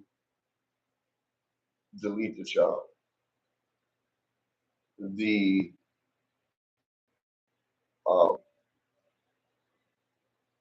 person, the surrogate, the person that was carrying the child, wanted to keep the child. So there was like a whole legal battle, and I don't have the context of the whole legal battle, but it's public information. But just with that situation, there was a prompt that was created and saying, would it be selfish to keep a child if you know that's going to be bedridden or whatever, or is that selfless? And why do you think about it that way? If you had a child, what would you do and why? And that was see, like, that was crazy until I knew what the situation was that they got the idea from. Because I was like, well, without context, it's just an opinion, right? It's just like whatever. This is a choice that people make. You know what I mean? Now you're making this for a life that doesn't exist yet. That you're making a decision that they can't make for themselves. So you're somewhat responsible for their decisions. So if you feel like there is hope, you can kind of instill that hope. But you have to do it under the right pretenses. Are you able to provide what's necessary for this child to have a productive value of life, right? The quality of life may be severely low, but at least they'll be able to see a sunshine or feel the light. You know what I mean? Something. If you want to be poetic about it. But if you didn't want to do it because you want to save this child of a torment of having a life where they can't progress, they'll never get to go to a prom, they'll never get to experience their first kiss or have any outside experience in their life, and you feel like you're sparing them the heartache of going through that. That's a mercy. Well, a lot of cases you would consider them not to be wrong either, but then if someone else wanted to adopt that child, is that person wrong for wanting to adopt that child? It's a crazy situation because life is valuable, I believe. I think the value of life outweighs the quality of life. And that's because you can see different sides of it. You can see where people don't have legs and they still have a good life. You can see where people can't see and they still can do beautiful things, music and art, all types of stuff, right? And then you have people who are deaf who can make music. You can't hear it, but you can make really good music and you can't hear it. That's crazy. You know what I mean? These are anomalies. These are things that always happen, but it's just hope for people that are less than the people that probably don't have it.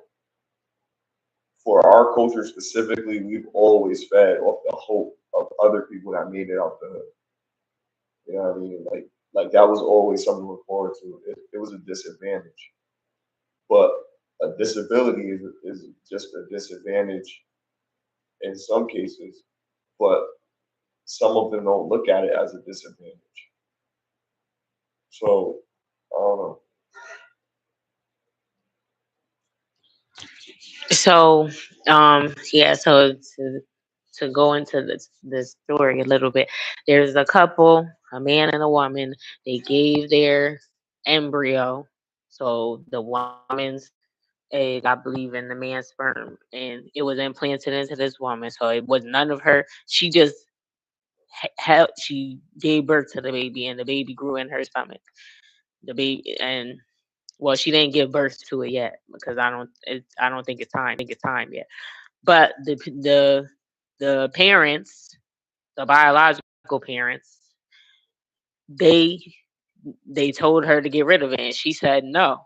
So when they found out, when they found out that the child was going to be disabled, they told the surrogate to get rid of it, and it's their kid. Though it's none of her. You know what I'm saying? When the baby come out, it's going to look like them probably because they got their stuff. She's just carrying the child, and she said no. I don't know if you can tell them no if they tell you to do that or whatever because that's not your baby. You don't have no rights when you give birth. They're going to take the baby away. You have to sign a contract when you're a surrogate if it's done through legal channels. So now months go by. It's almost time for delivery, and she kept it. She didn't get rid of it or whatever. Now the parents want the baby again, but she don't want to give it. They said she kidnapped even though she's still pregnant, but they said she kidnapped the baby because she's saying she not giving it to them when she give birth because they didn't even want the baby. Um, I don't know. I feel like if you sign a contract and you're supposed to be a surrogate, and I don't know what type of clauses they have and say you have to do whatever the parent wishes, or if they tell you. I do understand that um, when they asked for her to get rid of it, she was kind of far along in the pregnancy process, or not. It was like this is not like a 4 weeks or 6 weeks or something. She's like a little further along, and that's another thing is more risky the further on in the pregnancy process that you yeah, if you got to get rid of it, you need to do it earlier on if that's a choice that you want to make. But I'm pretty sure, but again, I don't know for certain. But like they probably had a contract and they had to do what the parent wishes. So you can't tell them you're not because you signed a contract. You can't tell them that you're not gonna do it. But it's her body with choice. Not if she a surrogate. Is not your body is just a shell. It's her egg. It's the woman's egg and a man's sperm. They made an embryo and inserted it in her. She just carrying a baby. It's not even her stuff. You just this, just that. Yeah, but that's why I would never. That's why I would. No, I don't. That's why I would never want to be a surrogate. That's why I would never want to be a surrogate because that's crazy. I'm not about to. I, I'm having a kid for. I mean, I get why people. If someone can't have children themselves or something or whatever, then I get it. I'm glad that they have that option out there for someone. But you got to follow the guidelines. But me, I don't think I could handle that. I'm not about to be um having people's children and I just gotta give it away and I just gave birth. Like you can't. I would expect more women to react like this because so how can you just do that and not care about the child? And some people make a career out of this, or they use it to pay for college and stuff because they get a lot of money to be a surrogate. And sometimes they use their actual eggs or whatever at the woman. I think in this case though, she was just carrying the child, and it's not so it's not your baby. You signed away the rights, which again I wouldn't even want to be a surrogate because I think I would be attached to the child and I would want to keep it, especially do it multiple times. So it's like, but that sometimes that is they have a contract where they're like you can be a part of the child's life or whatever. Some people do that, so that's something that you have to discuss. But if they discuss this is my decision. We get to make the decision. You telling them no, but then the parents is like, now you want the kid, and you told her to unalive it before.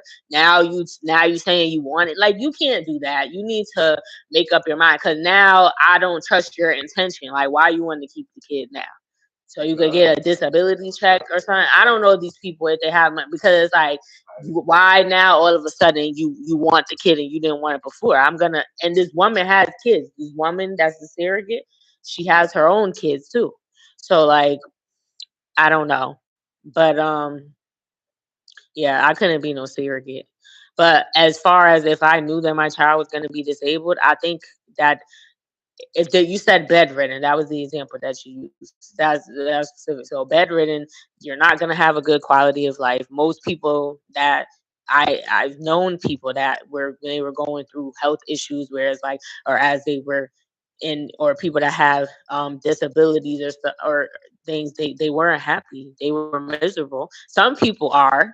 It depends. So I have met people that were in good spirits despite their condition, or maybe that's just how they projected themselves to the world because they didn't want to people to feel sorry for them or whatever.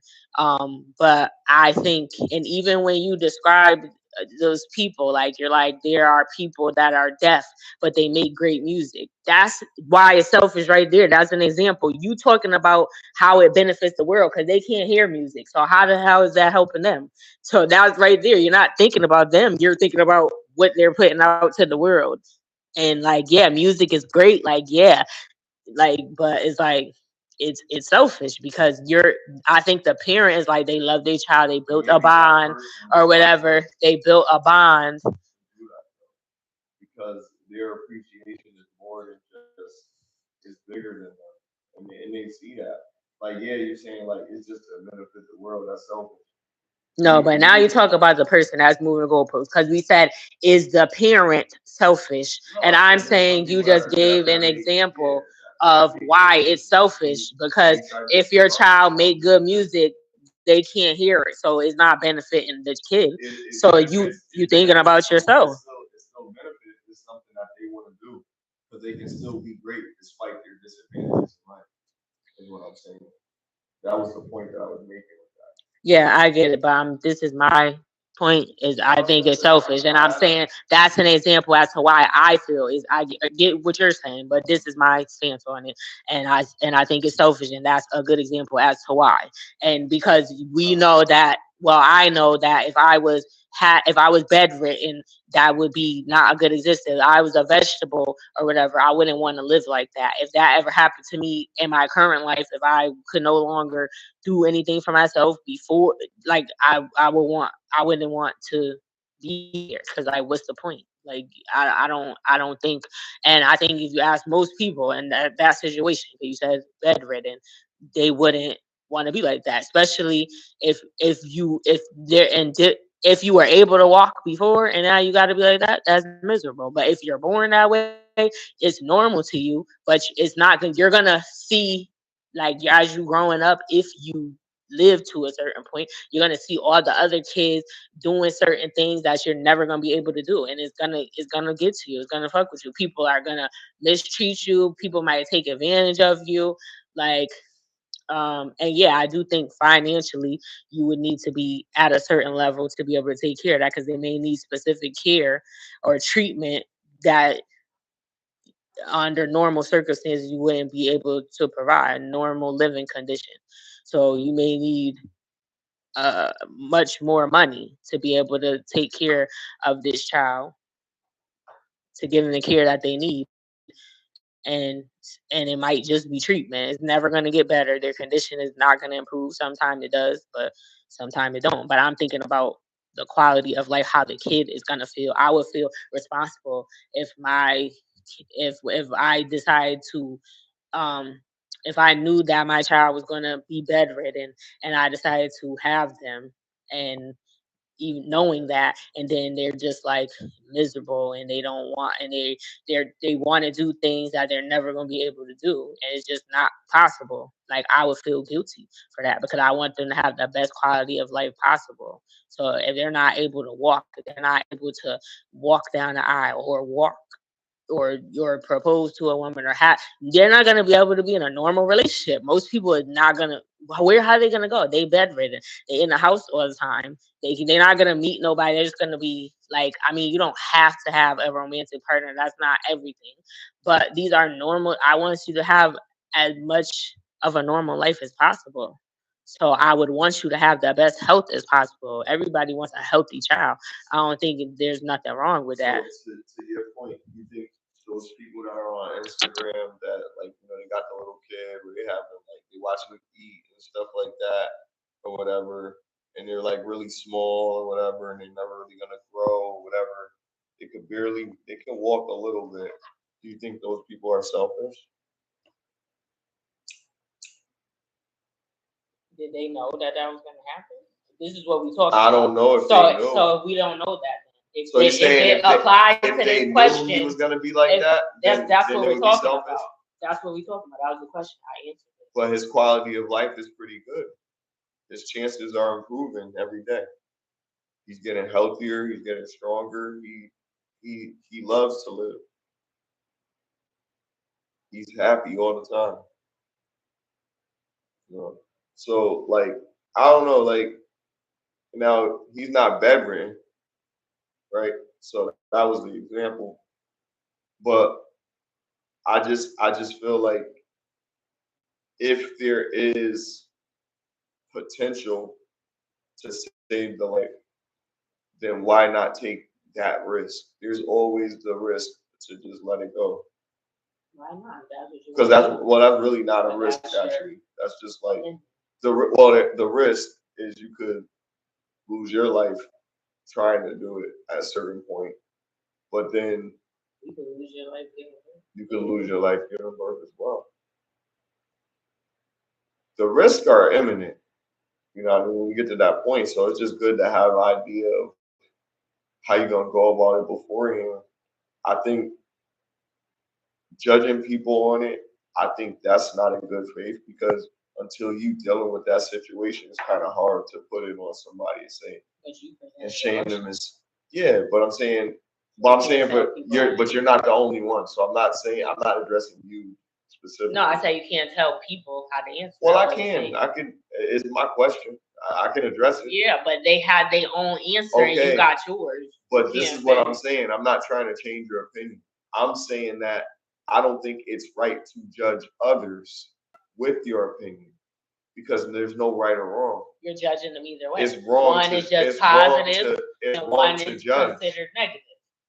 Because if you said selfless, then that's positive, right? That is positive. Okay, exactly. If you say selfish, then that's considered negative. Right. Both is a judgment. Right. Selfless is positive. You shouldn't judge negatively, but you're judging either way.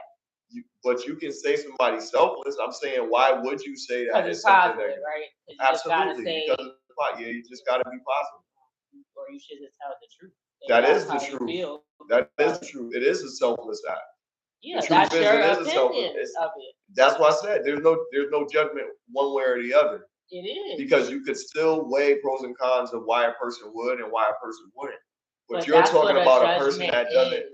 A person having a responsibility to decide. So hold on. A person having a responsibility to decide for someone else already has to be judged by others when they're making their decision. But you're saying that their decision is wrong because they choose life for somebody that they went through whatever to birth this person. Wrong is subjective. I said absolutely. That it was selfish. Absolutely. So if you that's think still a wrong. Selfish is a wrong, right? Wrong. It's wrong. So it's wrong to say that someone's wrong. It's perceived negatively. In that, just like it's perceived positively, you say, but they're both judgments. You're judging the situation and saying this person has this type of character, or they have this type of character. But I understand how people say selfless, that's still judging. Because so then you shouldn't have an opinion feel like they should be condemned for doing an that's act not like being that. Condemned. It's just making an observation. Just like you said, selfless. That's an observation because you took yourself out of it. Okay, so so the observation of selflessness is that this person is sacrificing certain things to take care of someone else. That is selfless. Selfish is all the mental things that you're trying to throw at someone, saying that, well, look at what this person's life is going to be like because you're projecting as to how you feel it might be because you're empathetic of that person in that state. But like I said, you don't know how that person feels. You don't know either way. a child might end up in the system after these people decide to someone in that situation decides to have it because they feel like they can't take no more. Everybody's That's a not equipped possibility because that's a really so you don't even know how it's gonna pan out. You would have to be equipped to handle it. But it's not about me. Where I'm talking about the child. So you taking yourself out of it. You're talking about how you're gonna raise them, and you're gonna give. You can't change the outcome of how they are because you say they're right. Gonna be. So you're deciding for the child one way or another. Because that's not because I you're want either my going to child decide to to delete the child or decide to keep I'm the thinking child. about the child, not That's because how you're you a parent. So then nobody should ever do that in no other time. So should good people have children? Because there are people. Good is subjective anyway. This is why it's crazy. Because will have this and be like, oh, you should do this, but and then if you ever there be men that have told women to do that, and that wasn't the case. It wasn't gonna be, but you didn't care about the quality of life then. You just didn't want a kid. So it's like now when the topic of, because I'm sure a lot of other men feel like that have that, they've gone through this situation by choice. This was not on the table. The child wasn't going to be disabled, or you didn't wait to find out that was going to happen. You just didn't want a kid. So then you shouldn't care about this. A lot of men are saying delete the child too. They're saying delete the child. Like there's a few men that are compassionate. But if you did it before, what's different there? But unless you just want to have a kid, and I think that's why, because you just want to have a kid. You can't want to have a kid because you just want to be a parent or whatever, because you got the opportunity. Anybody could push a kid out, but that doesn't automatically mean you have what it takes to be a good parent, and that you're gonna give them the best life. And that starts with their health. Like everybody, just when people behind, like they be like, what's the gender? I don't care. I don't want to know what the gender is. I just want a healthy baby. Nobody ever says that I want and I think most people, like, usually they don't know that that's going to happen.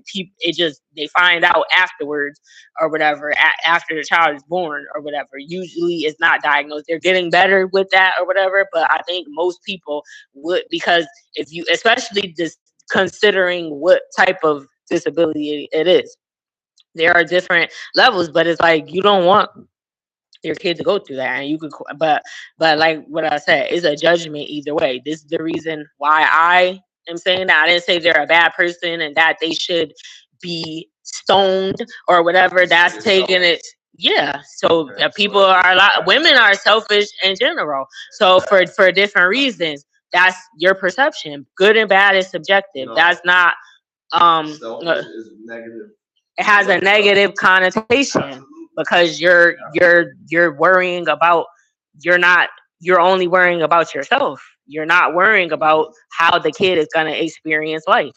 And you could say selfless because you want to have, but that's not really why a person would do that. They do it because they're thinking about the connection to the child or whatever. And then these kids, you talked about people posting their kids with issues and stuff. They be getting paid for that. Them pages be monetized. You exploiting your child or whatever. So fuck out of here. They don't care. I mean, I'm not gonna say they don't care. That's their kid or whatever. But I'm seeing a lot of people now with pages when then their kids got like Down syndrome and stuff like that. But I just feel like, do the kid want to do that, or you just finding a way to make money and you exploiting your child? Like, just take care of your kid, have a private life. Like, why you gotta? Because I feel like you doing it for the wrong reasons. Like. No, cause I feel like they be exploiting them. Like it's a bunch, and it's getting crazy. Like it be a bunch of pages, like, and now, or like, because like this is not right. Like it's like how they used to make the black people perform for the whites, like, and we would dance like a gesture or whatever. Like that's what it's like. They're making a mockery of people. Like you got Shamar. Shamar is not a kid, but I'm saying there's this new age of like people with, and okay, he on the internet, he doing stuff, but it's like people be laughing at him and stuff. Like that's not, like, he's just people don't take him serious, and people, and I think that's exploitation. I wouldn't be my child got, and even if they didn't have a disability, because it be people with pages posting their kids and they be twerking and doing them like that little girl, Little Miss Shirley or whatever. That ain't even her name. She call her Shirley to be is that little girl. She be doing the line dances and she mad grown or whatever. Like people just be exploiting their kids. It don't matter if they disabled or not. People just be having kids because they think it's a toy, and now it's a way to make money. Before they would do it so they could get on the state. Now they doing it so they could so they could create a now they doing now they doing it so they could get a check from YouTube or TikTok. Feel like it's selfish to allow a child to live that may possibly have a disability. We agree to this. So you gonna say all that about all these people that got disabled children? That's terrible. You're not saying your That's point. terrible. You just keep That's saying terrible what as I'm fuck. saying. Like That's you terrible just as fuck. judging what I said. But No, you're not because saying you already nothing passed else about judgment it. on people. You already You did You called them too. selfish. Those both are judgments. What, saying they selfish? One is considered positive and the other one considered I didn't negative. But it's positive judgment. Just like you say somebody ugly and somebody else say they're a 10, both are judgments, but one is considered positive and one is negative. Nobody wants to be called ugly. I'm saying you shouldn't. So nobody wants to be called really selfish. neutral. But people do selfish But stuff again, all the time. it wasn't an opinion. Both on both ends. You felt how you felt, and you expounded on it. And you know what? You really did make good points to address your argument. But I also made good points of why it could be positive. Yeah, but you just keep attacking what I'm saying, but you're not adding anything else. No, because you went out all these Instagrams to say no, because you already said what you said, and now you're just arguing my point, but you're not adding nothing else to say. I am. I'm saying you're just that. like that's not right. I'm really you shouldn't say saying that, but you're not saying nothing to validate that anymore. You already said, so there's no need to keep going on. You feel how you feel. Nah, because they do be exploiting nobody. Yeah, I know. It's not right. You know it's right. That's why you laughing. You talking about like, come on, we gotta keep it above. Like this is not, and I'm not just saying I wouldn't be doing that if my kid was something wrong with them or not. I'm not, but first of all, I don't want my kid is gonna have a normal life. You're not about to be you if you want to be a celebrity and do all this whatever. If I did have kids or whatever, I don't. You could do that when you're old enough to decide for yourself. But as long as I have to be responsible for you, you're gonna live a normal life. We're not doing that. You could take piano lessons, and you can, I love music. You can go to vocal lessons and play an instrument, play the guitar, whatever. You can do all that. I'll pay for the lessons. You can get self-defense classes if you want to do that. But if you're interested in that, if you want to make a YouTube channel, somebody told me that their kid wanted to do that, and they told them they could do it when they was a kid or whatever, because they wanted to get ready with me. I don't know. I don't remember what they said or whatever. But I don't want my kid to be on the internet because they don't need to be exposed to that. And people be messed up. They be sitting there talking about people's kids and stuff, and don't let the parents have a channel and they put them up there like, oh, look at that big head baby, or that baby look like da da da da. Just like how they keep talking about Krishan's kid. That kid got a problem or whatever, and it's her fault because she was drinking and getting high or whatever. I don't know what's the condition, but you can clearly see. But people keep talk about it, like, just leave it alone. Like, she done had the baby now. We don't know what's going on. People are saying she not getting in no therapy. She not doing. We don't know if therapy can help. We don't even know what the kid got. We just could tell that something not right. But mind your business. Now at this point, the kid's here. You ain't gonna help take care. 4? I don't even know. But I'm sick of people like keep talking about it. She still got to carry. Is you going? What is it? Feed the kids or whatever. You want to send 50 cents a day so they could have a better life. If you're not about to do that, then she a boxer now. She started her boxing career. I ain't really talk about her. I'm saying they keep talking about. I wouldn't want my kid to be, but I wouldn't do no dumb stuff either. And people need to stop. Like, you don't want your kid to be shown, but then don't post no picture and put no smiley face over their head or something. Just don't post them. Like, that shit is retarded. Like, you playing games. Like, you want somebody to cash app you, like, oh, if we get this live to 500 likes, then I'm gonna show his ear. Like, what? Yeah. Like, come on now. Yeah, because it's just retarded. Like, just show the kid if you want to show it. Stop playing games. Ain't nobody about to pay for it. Well, Michael Jackson. People will pay for a picture. Like, you know what? We're not even gonna Yeah. Oh man. Oh man. But I got two stories. I'm only gonna pick one. I thought you said the I story. thought you did. No, that wasn't it. Oh my god. That's something else. What is the story? This The the story last is topic? no, it's too much. So an Ohio father allegedly used his 11-year-old daughter's social media account to lure an adult man accused of SA her back to his home. Confrontation followed. The accused man was shot and survived. Criminal proceedings followed. Did you is there a video for that? Yeah, I put it on Instagram.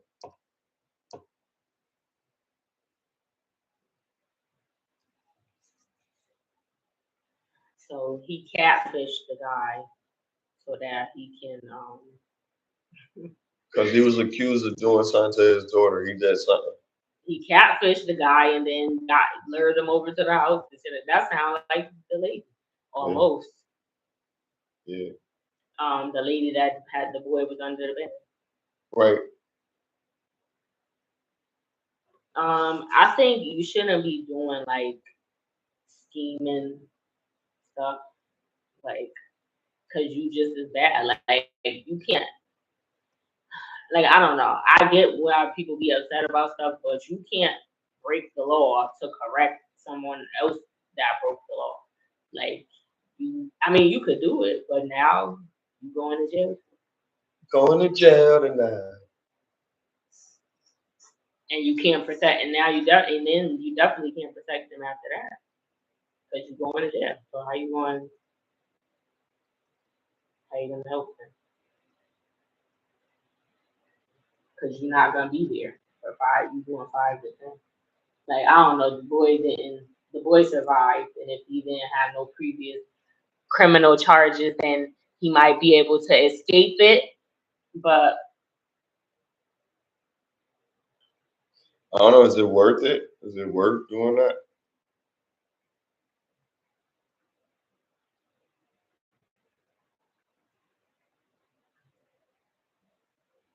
Like you realize what they did to your child.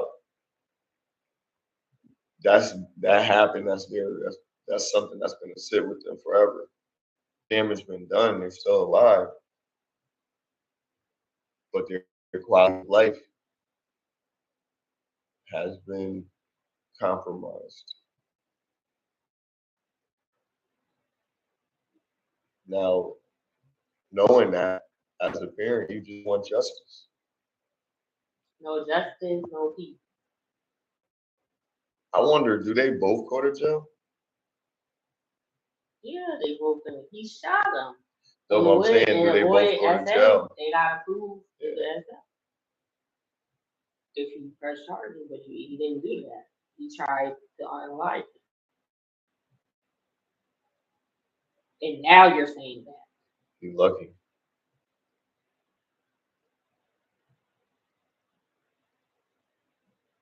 My word I can use. It crushes you. I will felt that way. The first day of school here for Magnolia ISD comes out a former second grade teacher is now facing new felony charges. I'm Brianna Willis. We've been covering this for months. Jason Maldonado reelected this week and again facing 2 new charges. One of them is for having sexual contact with a child under the age of 17. This comes as parents have been telling us they've been sounding the alarm to the district for months. The new indictment alleged this happened back in 2023 and 2024. What story is this? This is not. I was trying to find what you talk about, but Chelsea, I think Chelsea was telling me about this. This was in Connecticut. This was a camp counselor, and Chelsea had worked there. She know these people, and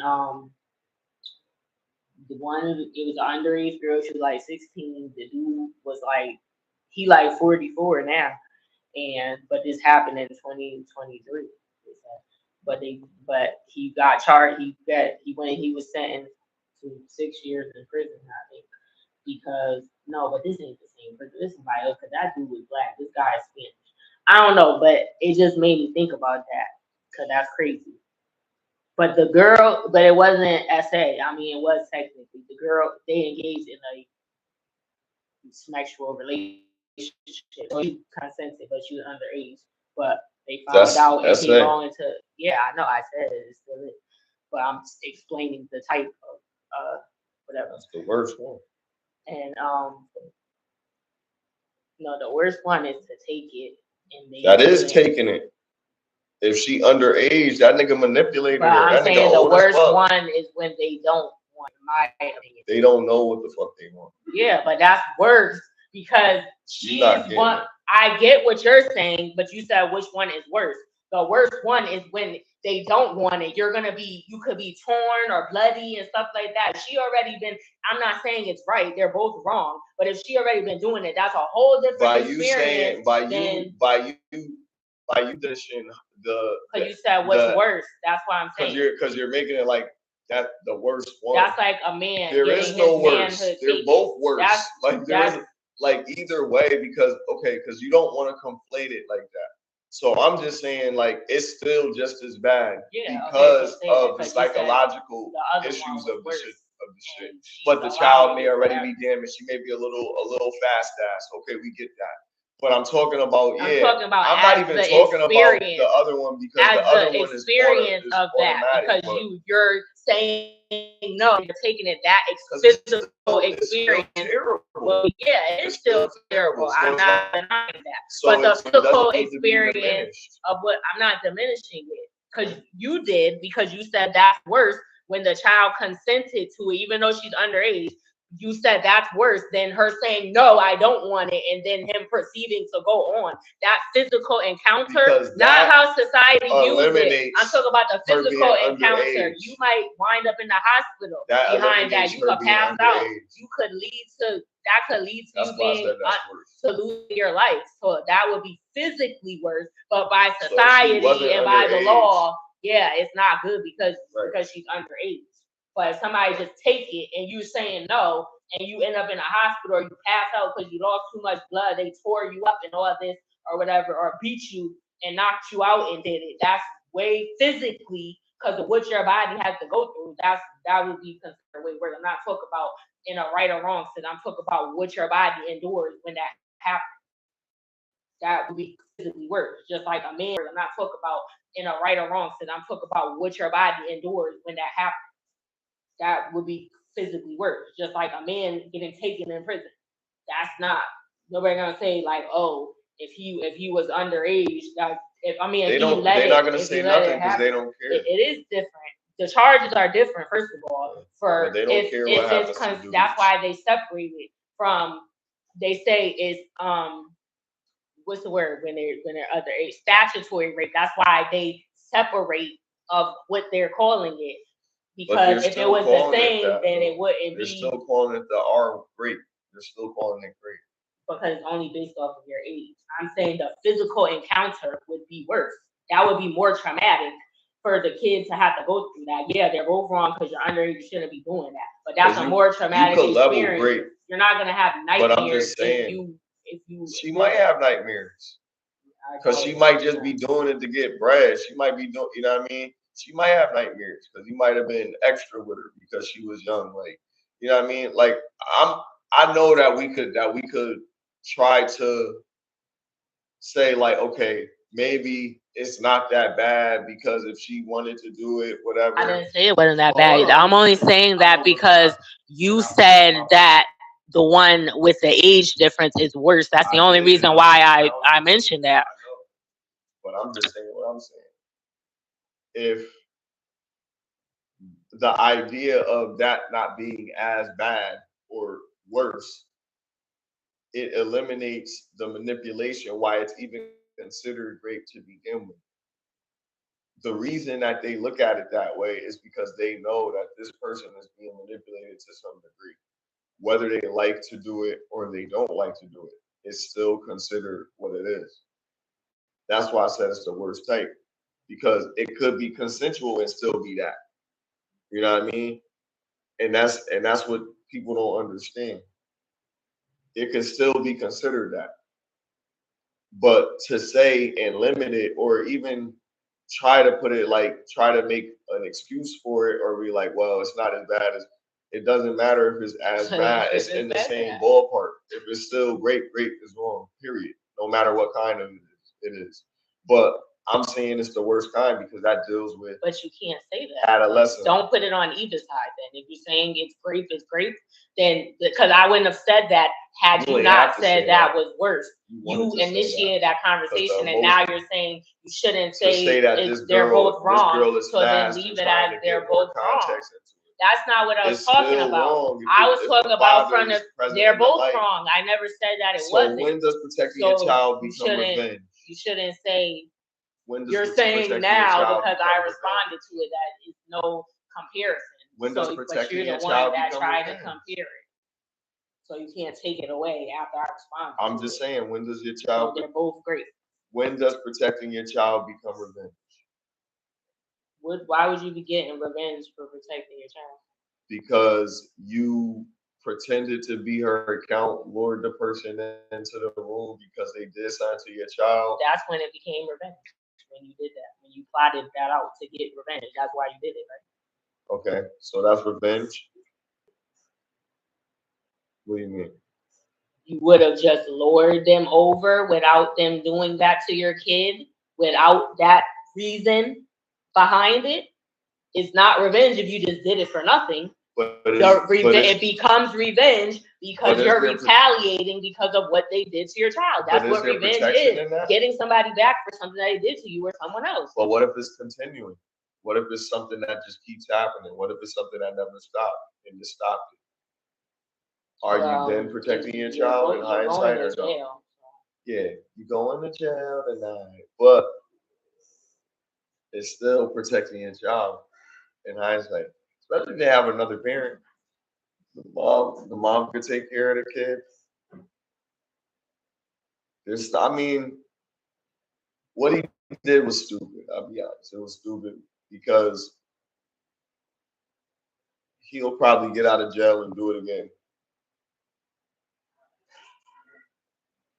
Because he didn't finish the job. But it was bad.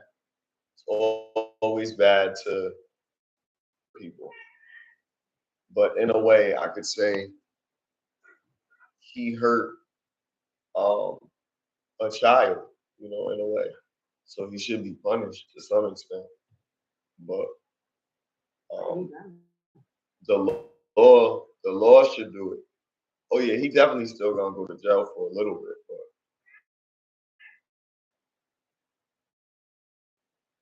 that's crazy.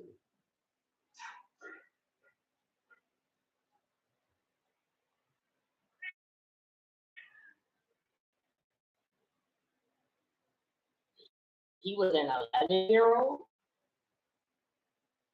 Who, the boy? Stop. What are you doing?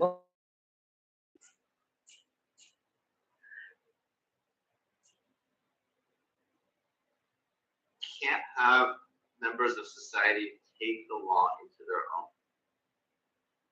own hands. That renders our criminal justice system futile. Chaos ensued at a Grove City, Ohio home in July after her father lured his daughter's alleged rapist to his home and shot him. According to prosecutors, Diego Montoya Gonzalez was shot by Malik Chandler after the 11-year-old's mother discovered a video on their daughter's phone that showed Gonzalez sexually assaulting the girl. According to WNBS, the day after the discovery, Chandler pretended to be his daughter on TikTok to get Montoya Gonzalez back to their home, where he shot him twice. Chandler told investigators he intended to just beat up Gonzalez, hold him there, and then call police, but he thought he saw the alleged sicko reach for a gun in his pocket, picked up his gun off the counter, and opened fire. Chandler was charged with felony assault, and his bond was set at $100,000, while Gonzalez was indicted by a grand jury on 5 counts of pandering sexually oriented material, 2 counts of rape, and 1 count of obstruction of official business. His bond was set at $20,000 recognizance and $50,000 cash. The Post spoke with former Los Angeles federal prosecutor Nima Rumani about the case. My name is Nima Rahmani. I'm a former federal prosecutor and the president of West Coast Trial Lawyers. Prosecuting a case of vigilante justice is very difficult. Oftentimes, you'll deal with jury nullification or other issues where jurors just don't want to convict someone who is protecting someone else, especially if it's their child being sexually abused. Vigilante justice cases that go to trial are few and far between because prosecutors know that the chance of an acquittal is high. What they try to do is plead these cases out because oftentimes there's a moral justification for the use of force, even though there's not a legal one. We certainly can't have members of society taking the law into their own hands, can't serve as a judge, jury, and executioner. But again, even though that is an accurate reading of the law, jurors are ordinary people and they're loath to convict people that are protecting their children. In this particular case, the alleged perpetrator, Montoya, was sexually abusing an 11-year-old girl. Her father, Chandler, lured Montoya to his home and shot him twice. Now, he is arguing that he was acting in self-defense, which is a good legal argument, potentially. The argument being that Montoya reached for a gun. In any case, regardless of whether there's vigilante justice or not, in any state, you're entitled to use deadly force if you're at imminent risk of death or serious bodily injury. If I'm the defense attorney in this case, I fully argue self-defense. If the elements of self-defense are established, then there can be no criminal or civil liability, setting aside the abuse and the vigilante justice. So if that fails because Montoya didn't have a gun or the use of force was unreasonable under the circumstances, then you want to pivot to the moral reason, which again isn't a legal defense, but certainly a compelling one in any plea negotiation or any litigation before a judge and jury. I personally think that the father should be charged, but he should get little to no time. The reason he should be charged is you can't have members of society take the law into their own hands. That renders our criminal justice system futile. I understand as a parent why someone would want to do this, but the proper course of action is to contact law enforcement and have them arrest the individual, have them prosecute the individual, have them put the person away. Even though I've said all that, if I were the prosecution in this case, I would probably offer a no time felony deal such that he understands that this is not something that you can do, but he's not punished for it because you just strike a balance between maintaining a law and order and the rule of law on one hand, but not punish someone who, in my opinion, is also a victim in the case. I don't think that this is a case that deserves jail time in any stretch, but it's something that certainly doesn't deserve turning a blind eye to either because it can present public policy and criminal justice problems down the road. Well said. So So that's what he thinks about vigilante justice. He gave what he thinks about it. yeah, but he also said he won't. We don't think that he's punished.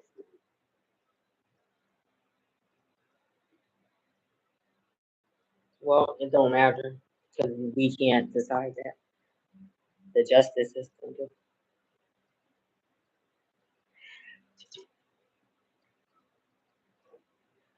So But she was 20. She was 11 and he was 20. I didn't know the age. Yeah, I don't know. Something's wrong with him. Um, I don't know. And then again, it's like, and not to like, I'm not putting blame on the parent, but it's like, how was she even? I mean, you got cameras, so you found out about it, but how is this able to happen? She told this guy, did he break into the house? Like, somebody need to be watching her. Cause I feel like at that age, because of reasons like this, they be sneaking boys in the house and stuff like that. They need to have a babysitter up until a certain point or whatever. If you're not going to be able to be home, because to a limit, now you got to put a camera and then you got to try to unalive people because she's letting people in the house. She should know better than to be let. Why? Where'd you meet? She met this guy online or whatever. Why is you're not monitoring her? What she's doing? Well, you must be, but not in real time because you wasn't able to stop it before it happened. You should be checking her phone every day at that age. At 11 anyway, what does she need a phone for? If it's a phone in the house, you should have a house phone if you have a kid. If they under a certain age, they should only be with adults anyway. When there should not be a point where there's no supervision unless they're in their room in the house. And if they close their door or something like that, or they go to the bathroom or something like that. But when you're not around, there should be another adult supervising your child. Like if you got to go to work or something like that, there should be another adult supervising your child, because so to prevent things from like this from happening. I know it's not always easy for that situation to happen, because people got to work harder because they to afford a lifestyle to be able to take care of their kid. But I don't know. I think these are things that people need to consider when, because this is why it's always happening. The parents be at work and the kids they be having parties, and they be getting, there be some parents that be having liquor for the kids or whatever. They it's a cool parent, how they would say, and they might have marijuana and liquor, and they let the kids' friends come over when they're in high school, or sometimes younger than that, and they let them come over there and party, and they like, oh, I do this with my kid because so they won't. I would rather them do it with me than not away from me. But then you get other people, kids involved, and they didn't give consent to this. There was this, there was this lady, my friend, when I was in high school, and her mom would do. She would let us come to her house, and she had like a pantry full of munchies, and and we would be over there getting lifted. And she would give us like wine cooler. It was like little free stuff. I wasn't drinking alcohol until I was of legal age. I tried it prior to that, but I didn't really, that wasn't my thing. Um, Even smoking, I did it a few times, but like that was something once I was like in my 20s that I really like picked it up or whatever. But drinking, I'm really still not a drinker. Like I'll drink occasionally, but I don't. But yeah, you just gotta. I don't know. Like I said, you need to have supervision when you're not with your kids in real time. Like you need to be paying attention, or if you got cameras, then you need to be looking like it already happened. That's why you had to lure the dude over there. Like, how'd you miss that? What were you doing that day when that happened, or at that time when the boy came over the house and did that? And again, I'm not blaming you, because the boy still, he shouldn't have been. But even him, he's 20. He probably lived with his parents too. Where's y'all doing? I mean, 20, like they probably don't be knowing where you at and stuff. They probably give them a little more freedom, but you living at home, you need to have their location, or they still living under your roof. You still responsible for them. Like I want to hear from his parents, because 20 to me is still a kid, in my opinion. Even though you're over 18, if like I said, you not taking care of yourself or whatever, functioning as an adult, even though the law says that you are, I consider you to be still a kid. And I would say we need to. I want to hear from his parents. Like, did y'all know he was coming over here messing with? Because how did you? The kid was 11, and at 11, I'm pretty sure that's really young. I'm pretty sure you could tell. But even he looked young. Like you don't like I don't I mean he's 20, he's older than her, but at 11, because when you're younger, age gaps make more of a difference, because 11 is crazy. She might have not even going through puberty yet, or she just could have started, because it's, they could start at like 8 or something like, but that's like really early. But she might have just begun, and you got facial hair and all this stuff or whatever. Well, yeah, he got a little mustache or whatever. Like, you had to know from having a conversation with this girl before she came to your house. I mean, I don't know how long they talked or whatever, but I would like to think that 11 years old, like she can't be saying something so profound. Now, mind you, 20, you don't have nothing profound to say either. Y'all don't have no real life experiences, but he had more than she did. I'm sure she probably was the first guy that he been with. But then some of these girls be fast. She be in the house by herself.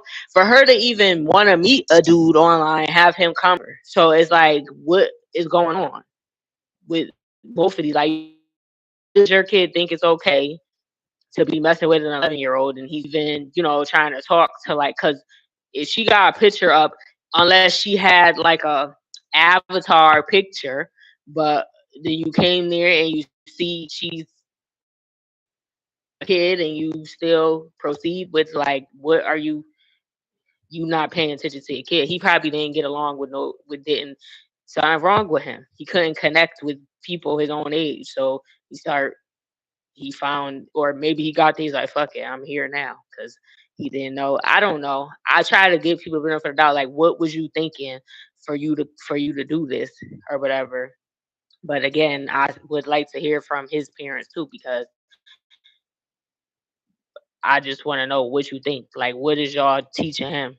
Do you think, do you know that he is this the first kid that he had this encounter with, or has he done this before, and are you aware of it? Sometimes parents cover up their stuff, or the kid's stuff, or they don't pay attention to the kid enough, so they do stuff like this to get attention. Like, or they, like I said, he's a little socially awkward, so maybe he's autistic or something. He can't connect with people properly, or he's a little delayed. He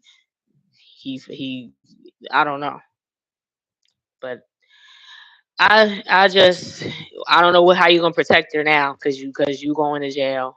I mean, the boy got charged too, so that's good. But I mean, I think parents need to think about that. If you doing something to protect your child that could potentially take you out of their life, then what if they face with that situation again? Then what you gonna do? Then you say they got the other parent, okay, then the mom, it happened again, then the mom do it.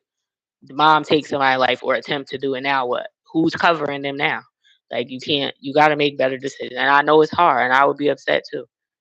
But you If they gotta do use choose, logic. if they do choose that solution, I think that the mom shouldn't. Hopefully, she doesn't bring it back every time. Like, you could have done this. Why didn't you save our child? You know what I mean? Like, whatever. What are you doing? When he ain't doing, I mean, he's not doing anything but grieving. That's all he's doing. But he's not doing enough. You know what I mean? Those cases happen as well. But when this dude does something like this, I feel like, yeah, he shouldn't have lured the dude. But then I'm like, I don't really feel too bad about the dude doing what he did, because this dude is attacking your children. So there's a moral area, but it's still, it's still not the best solution, obviously. But it's entertaining to hear, like, yo, you like, well, what was that conversation like, yeah, you want to come play catch? Like, I don't know, what do they talk about? And he was able to manipulate the guy to the house. Wow. Because he's 20. I don't think it was it's easy to manipulate someone that age. If the father's however old he is. No, I'm saying the father manipulated the I know. dude. Yeah, I'm saying, but he's 20. It's the same. You're doing the same He manipulated thing. somebody, so somebody manipulated him. So Pop's not wrong then. That's your opinion. What are you saying? That's the same thing, right? I'm not saying nothing. I'm saying that's your ideology. What you just said. That wasn't what I said. You said it's the same thing. I thought that's what you just said. I'm saying they're both manipulating. The girl, the kid, the daughter was manipulated by the guy or whatever, and then the father manipulated the son. I mean, the kid that did that, the dude that did that to his daughter, because the boy was 20 and that guy is probably in his 30s and his 40s or something. And he did the same thing. He manipulated them to get them over to the house, because he said, I wonder what he said to him. He's 20 years old. You could tell a 20-year-old people be retarded when they 20. Not well, we can't say that word, but they do. That's why I believe that thing that they just be doing dumb stuff. Like you can't blame. Like I mean, I don't want to say you can't blame. There should be some consequence. I'm not saying that because they need to know that this is something that you can't do. But I don't think we should be surprised when somebody at 20 he manipulated them and said whatever he said to get them over because that's it's the same type of scenario of probably whatever conversation that the dude had with his daughter for her to let him come over there. So and then he probably wasn't even paying attention. Like the dude told him to come. He was like, oh, okay. He already came over there once. Like, is she telling me to come back again? Like, okay, he ain't even think, right. This is crazy. He ain't think nothing of it. Like, he probably like, oh, like, that's all he was thinking about. Like, cause that's even with two consenting adults, a man, when they hear about smecks, when they hear about smecks, they have a one track mind. They don't give a F what you said before that. If they want to smash and you're saying come over so I could do it, that's what he think about. So everything else you said before that probably went out his head until he come and then he'd be like, okay, whatever. So he's a younger dude. You still in that you even more so driven by your deep to do or whatever between your legs. You got the 3 sons. I'm glad he shot that motherfucker. Great scene. Some bullshit. I'm sick of this Colin shit. This bullshit. You fucking up these little kids' lives. And yeah, vigilantes. Yeah, God. It used to be people used to get protected because they need to get protected, but it's like a cowboy society where it's like people just doing all types of shit. And they're comfortable doing all types of shit because there's really no big consequence to a lot of these things that's going on. Nobody's speaking out about it, which is one, because people are ashamed of it, the scrutiny that they get when they do voice about certain things. And then you got the people that actually do something about it. When they do something about it, they don't do it the right way. It's got to be done by this policy and procedure. You know what I mean? But sometimes things like this, it's just like, it's crazy because nobody protects the people that do this shit. But the criminals get protected. Whatever. But the laws protect the criminal and the civilian. So you gotta think about it. Sometimes they're gonna get away with it. And you know that they deserve something. And then you got that line where it's like, well, the people, how do the people feel? Because there's the cancel culture. People decide their opinions matter now and whatever. So if my opinion matters, I'm not going to stand on something that I don't believe is right. But I'm not, excuse me, I'm not perpetuating violence. But I'm also saying that there needs to be a severe punishment for certain things. If this guy got this dude, that would have been wrong because he chasing him or whatever. But that's a parent. So if he got the dude and he knew that that's what he did and that's why he got him, if this father never did anything or whatever, then the father needs to be absolved or get just a manslaughter charge, 10 years. Because you know he took a life, whatever. And because that's no, I know he did it. I know he did. I'm saying I did. But if a dude is still living, like this case, after he got him, he shouldn't get nothing. That's gonna be a reminder. He will never do this again. And that was like when the laws of the land were for the righteous people. The social construct, obviously. But then even people that have any other belief or denomination, they know what the typical, and I'm saying typical, right and wrong is. You know, you look both ways when you cross the street, those type of people. You know what I mean?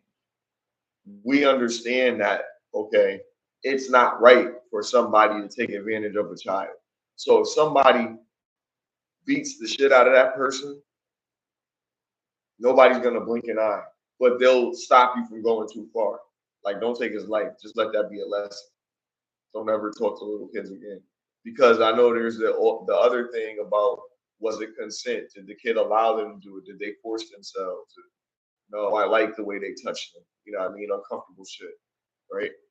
So if it got to that point, nobody's protecting that child from this predator, because they need to know that these predators are in the community. They need to know all that shit. So we know where these people are, because we got kids that go outside and play, and we want them to be safe. We're watching them, but if we take our eye off them for a second to go get more burgers for the grill, the neighbor, Peter Flocker, you know what I mean, trying to come over here and get at it. So you gotta be paying close attention to what's going on. You know what I mean? And I think that it's important to identify that when a parent is being that, what do you call it, the mama bear or papa bear or whatever for their kid, and you know they're aggressive to protect their child, is because they're letting their emotions, and I'm not saying it's right, but they're letting their emotions take over as a parent, and the adrenaline is going because of that situation. So I can only assume how what's going on through a father's mind when he finds out that his daughter has been um, essayed by some man, and she's not even a teenager yet, and he knows where this guy is, but he needs to take a second, like you were saying, he needs to take a second to assess the situation and realize, okay, what will happen if I take myself out of my child's life for making this mistake. I just want to confront the guy. I just want to see what he's gonna do. And then he hasn't he did it really meticulously. He had him come to his house. He didn't go meet him somewhere, some alley or something like that. He said, just come to the house. It's all right. My dad won't mind. You know what I mean? Whatever he said. And then the kid comes over there and gets the couple. Yeah, I don't. Our opinion really doesn't matter, though. I mean, we can feel how we feel, but we're not the judge and jury. And I highly doubt that they're taking public opinion into account what how when they decide what they're gonna do to what charges are gonna be pressed or whatever. It's going by the law. So that's how it is. So it really doesn't matter how we feel about it, if we think it's right or wrong. It's subjective, and they don't even follow the laws all the time when they make judgments or whatever. So they're gonna do these. Both of these people were charged with something. The boy was charged for SA. The father was charged for attempted unaliving and whatever else. So they just gotta go to trial, and we'll stay tuned to see what the outcome is. But it really don't. And we say how it should be, but we can say how it should be all we want. But then you also have to acknowledge how it is, and just because we say it should be one way, us saying that is not gonna make it change from how it is. So at some point, you have to just accept what the situation is and see what is the outcome afterwards, or what resolution we can come to when it's done.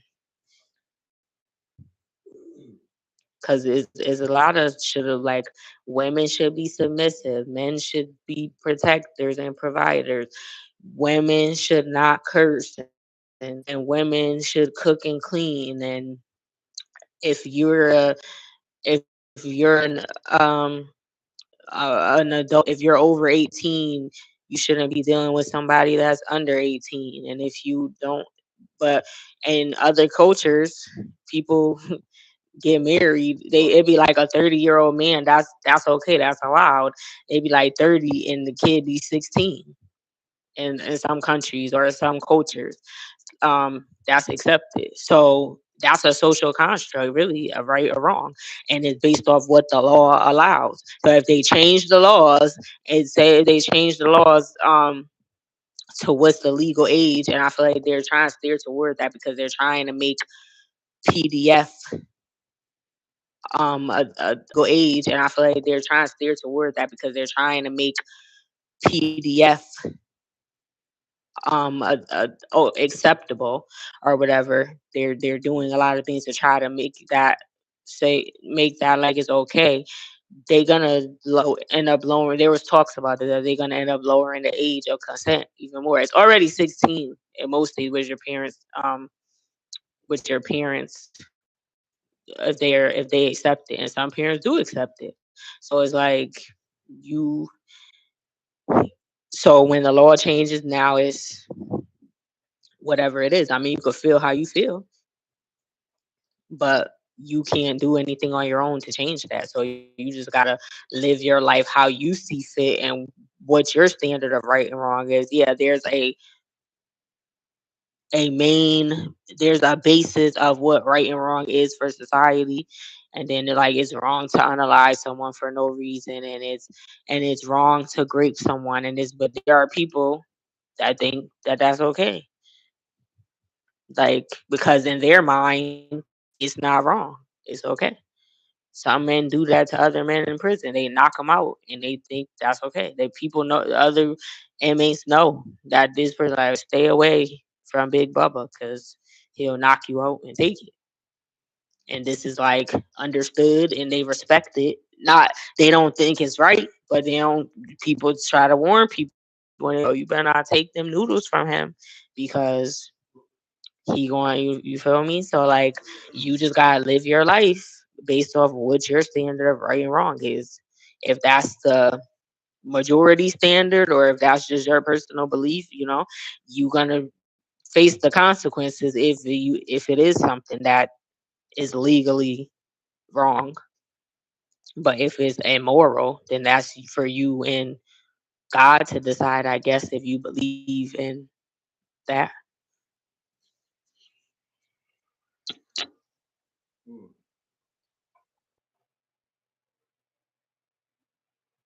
I mean, if the child 11 years old, I mean, I just ruled that all the way the hell out. 16, yeah. Okay. But then, like, I know, like, there should be a level. But like I said, the laws protect the criminal and the civilian. They protect both. They just protect people in general. So it's basically how well your lawyer knows the law when you get up there. I mean, these people get things that we don't agree with all the time with their sentence. Um, some people don't get anything. Some people don't get enough. Some people get too much. You know what I mean? Who are we to decide in these cases? But that's what I'm saying. Like, and the the court of public opinion. I mean, now because of social media is crazy. They literally ask the jury not to look at social media while they're on trial because it can heavily influence their decision. The jury is not no fucking lawyer. Most of the people that's picked for the fucking jury are regular fucking people. The milkman, fucking uh, the newspaper kid. They sent me letters for jury duty, and It might be I you. probably That's what said I'm saying. It could be anybody. I Like probably shouldn't say this here, but so. I said no. I mean, I didn't respond. They sent it to me But twice. I'm saying, like that's what I'm saying. That's how randomly it is. Like it could be anybody. So like any of these people can have a change of heart or feel however they feel because they're up here looking at social media and can't think for themselves. Because if you could, you wouldn't be in jury duty to begin with. I don't want nothing to do with this trial. That would be it. That would be a decision. If you feel very strongly like you need to make an influence and impact in this particular trial, you not listening to nothing I've been saying for the past hour. I don't give a fuck about that. But I know that people are going to do what they're going to do. But what I can say is that if I can live a certain type of way and people see that I'm living a certain type of way and say that, okay, this is what makes sense, this is what doesn't make sense, then people can see in that, okay, this is how I'm going to move. I can't tell you what to do. I didn't tell that guy to shoot that guy 2 times. I didn't say he was right. I didn't say he was wrong. But I did say I could understand it because that's his child and he feel like his child was violated. Society might feel however they feel about it. But the law, you can't just do that shit. So that's the only thing. That's it. The law is gonna protect this motherfucker. So he's gonna get up and go do that shit to somebody else. That's what I'm saying. If he had finished the fucking job, then we wouldn't have to worry about that shit. Well, he's not because they both got charged with something. I mean, but I'm saying they're not gonna throw their father under the jail. They're gonna give him something.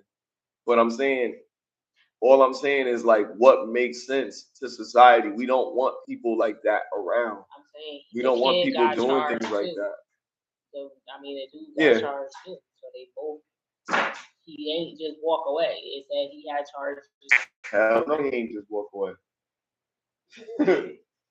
Oh, he did shoot him? Yeah, he got him twice. Yeah, but he ain't finished them all. But they pressed charges. He said he didn't really want to hurt him. I believe him. He said he came. He said he just brought him there to beat him up, but he because he said he thought he was reaching for a gun in his pocket, so he grabbed his gun off the table, and that's how that happened. He claimed. But you told him to come over there. That's BS. Stop messing with little girls. Right.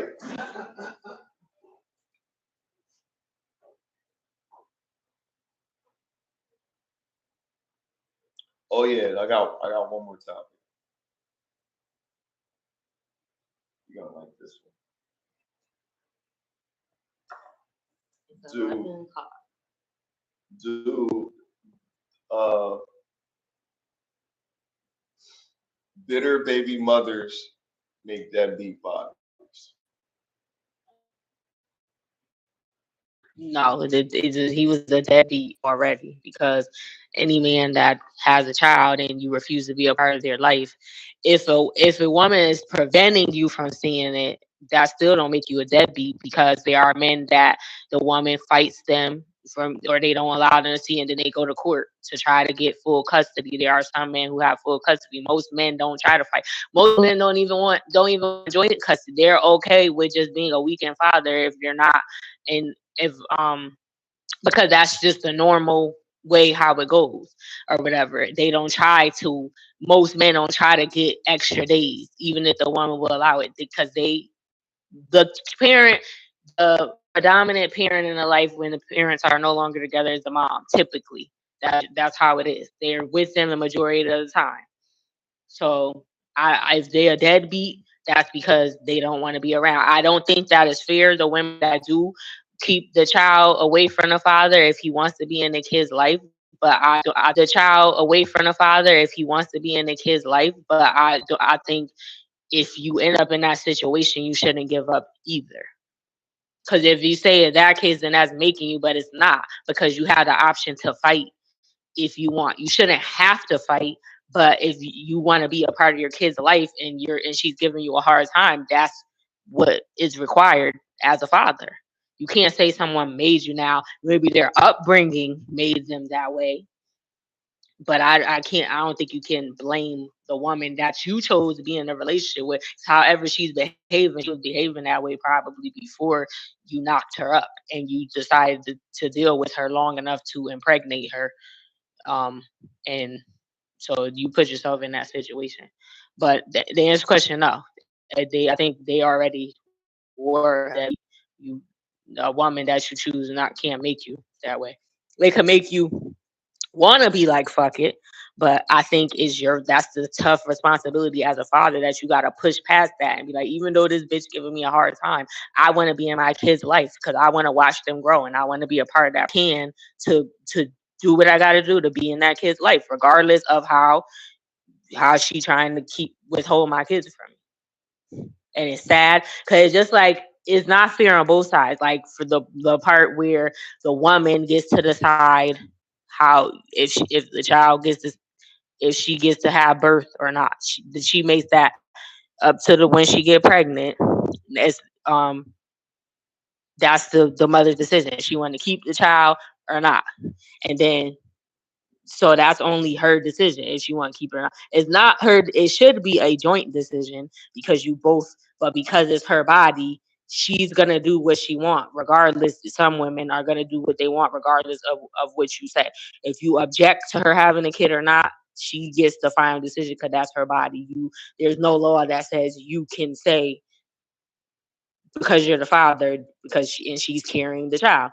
But then when you have the kid, the unfair part for the man I mean, for the woman is that he's there now, so you can't do that.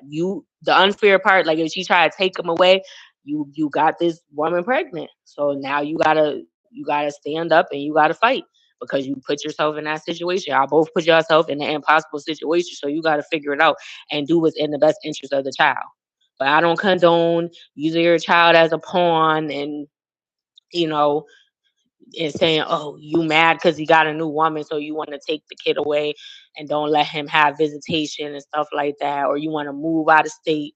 I don't think you should do that. I think you both need to grow up and realize what this is. And nobody can make you be a deadbeat. I mean, like I said, your upbringing could have possibly led you in that direction, but I don't think you could blame the women. A lot of women are difficult to deal with, and I could see why a man would not want to be around because the woman makes it difficult. But that's not. I'm not giving you a way out. They be saying it. They be mad as fuck. They be like, yo, man, I can't stand this bitch. I'll be like, what happened, man? Man, she won't let me see my son. They even made a song about it. What's the dude name? Fuliano. He said, what he said? Fuck my baby mama. She won't let me see my kids. Oh, that song it's a good one.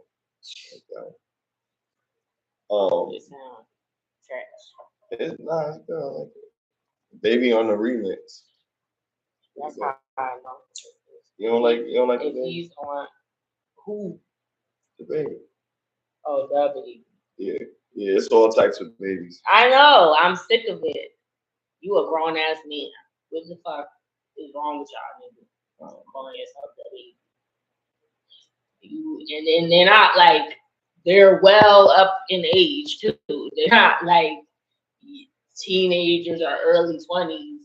You're like in your 40s, 50s, like I don't know. calling yourself People baby. be having nicknames, weird ass nicknames that don't be making no sense. I don't know. Can't blame them. That's what they known as. They got their fame with that name.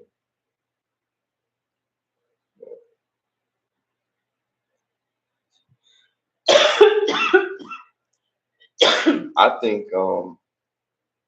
think better women do make deadbeat fathers. They make a few of them. They don't make all of them. Some of these niggas just ain't shit. So, yeah, but I think that's one thing. Like you can't be around a kid. It's hard to that shit. the kids start acting like her, and then it get even worse because you got to deal with her attitude in the child, and then you hear dudes say, "So you wonder why motherfuckers don't want to be around their kids because this shit." The kid is, he acting sassy, he got an attitude like his mother, or if it's a girl, she questioning him like she his mother. You know what I mean? Telling him like, you said you was gonna do this and you ain't do it, like snapping her neck and shit. But then you say, well, you gotta expect that because you wasn't around, you're not supposed to expect none of that shit. You the fucking parent. At one point in history, that wasn't accepted. It became acceptable. But that's because the parents felt guilty, so they allowed the shit out of guilt. Fuck that shit. Brought you in this world, I'll take you the fuck out because I gotta do all this shit. Now, if you're a piece of shit, father, eat it. If you're a piece of shit, mother, eat it. But if you're doing the best you can with what you have, you teach this kid structure and you instill those values in that child. I hate how like I always say this shit because I was in the middle of this fucking argument. Two old ass people arguing about who the fuck is wrong. Like, calm the fuck down. Like a fucking social worker and a fucking juvenile detention worker. I don't know what the fuck he calls himself. A fucking volunteer dad. So this motherfucker deal with these boys and try to be strict on them to get them right or whatever. Like, okay, whatever. But they don't understand that these parents is shitty. That's why these kids act the way they act, because they don't have a love in their household. They don't have compassion. They don't have the structure that they need before they go out there. It's not just you got your chores and shit like that. It's family time. We go on vacations together. We spend time together. We talk. We communicate. We build a relationship. We build a bond. You know what I mean? We learn how to together. We learn together. We learn how to become better together. You know what I mean? As a family. That family matter shit, that shit don't be real in the hood. Like everybody working. So nobody got time to spend time with no kid. Go outside and play. Like, you know what I mean? Like that's really what it is. And I'm not picking at them, but I'm saying this is the reality of what we have to work with. So within that, it just helps to have both parents in the fucking house. A lot of times you only have one fucking parent and fuck the 50-50 shit. Like if you really gonna be real, yeah, y'all both broke, y'all both need each other. So take that broke nigga and y'all both could put y'all shit together and y'all got fucking $100 and break that shit up. Do fucking couple family packs. Oh, y'all put them in the freezer. You got $100 to raise a family. What is that? What is that? That's how much you have a month? Yeah. 50-50. So that means that they're homeless, apparently. See, that's what I'm saying. You are. Because how you got $100 a month between the two of you and you have kids? Like that doesn't equate. Like, come on. No. Or budgeting. You must be homeless.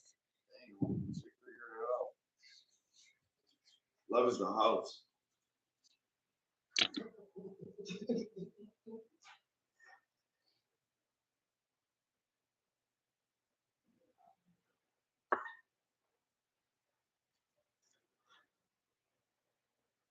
I'm giving people a blueprint of how I think, but I'm not saying to like you got to subscribe to this shit. But I'm telling you, like the world would be a better place.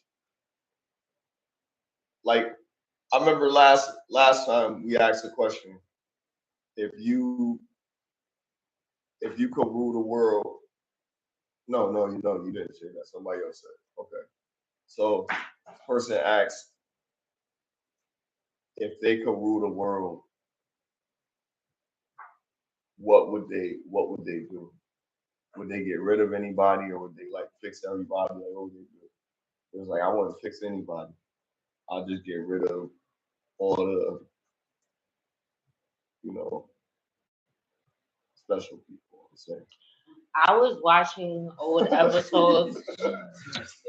I was watching. I was watching old episodes of like talk shows like Jerry Springer and Sally Jesse Raphael, and there was a episode of their racial episode. There was like the cool members from the KKK and like some black organization, and they both were like they hate palm colored people, the KKK, and then the other group I mean the black group of people, it was like a Muslim group or something, and they hated palm colored people, and the palm colored people hated black people, and they were like both arguing with each other, and it was just they both was like saying, and they said, and then they was quoting, the black group was quoting stuff from the Bible, but they was saying they were like God told them that they should unalive these people, or they should do this because blah blah blah, because they had to be taken out or some crazy stuff. But it's like he did not tell you to do that. Like you're misinterpreting. Y'all both saying messed up stuff, and then trying to use the Bible as a justification because you shouldn't just be disliking people because of the color, and you're blaming a whole black people are blaming a whole race of people for something that people did before them that they had no control over without even giving them a chance to see. You're automatically saying, and then the white people doing that too. They just had hate to. That's how they were taught to be hateful towards black people. So they were just like that. And then that was on Jerry Springer. They was about to fight and stuff too. They were trying to have them talk it out and come to a understanding, but they was just it wasn't gonna work. Then on Sally Jesse Raphael, it was a group of women, but those were just men. But well, actually, the KKK members had some women up there with them, but the black group they ain't have no women up there. But they also said that the women is supposed to be quiet and follow the guy because they was reading scriptures from the Bible and stuff. So they probably wouldn't have their women up there because they didn't want them to have a voice. They make the rules. But the KKK was more open. They women was talking and defending them too. Like they was up there saying stuff or whatever. But okay, so that was on Jerry Springer. Then on Sally Jesse Raphael, it was all women. And then one lady, she was like, if she could have kids every 9 months, she would, just so she could repopulate the earth with all white people. And so that all the other races would not exist. And then she didn't even just say black people, they said Orientals and um other, just anybody of color, Native American. Like they was just, and I'm like, that's crazy because first of all, and she was like 21, and then she was like, why? She was like, why don't you have any now? She was like, because I'm only 21. I'm like, I don't want to. She was like, I don't want to be on welfare and be but shoot, people would get mad because you said that because that was like a jab at black people because that's the whole premise of the episode. These racist white women, and they were saying their opinions of how they felt or whatever about other races of people or people of color. And she's like, I don't want to be on welfare. I want my kids to have a good upbringing, and I want them to have a good quality of life, and or whatever. And some people would probably get mad because they would be like, she's saying that about black people. They don't. Well, it is some people that abuse the system that are black. Like I don't get mad when people say, like, I don't think that because you're another race of people, if you're just talking shit just because you have a voice and you want to say stuff. But if you say something that actually has some truth to it, are there people of color that abuse the system? Yes, there are. And it doesn't change depending on who says it. So if that's the truth, then you shouldn't get mad because somebody else saying, or you don't want to acknowledge it. Just like about another race of people, if somebody says something and it happened to be true, I don't think you should get, and especially if it's not you personally that they're talking about. If you know you don't live like that, um, but you can't act like that it don't happen, or you say, oh, they don't have a right to say it. We have freedom of speech, well, to a certain extent, I guess, or whatever, or depending on what you're using your speech for, because YouTube don't play.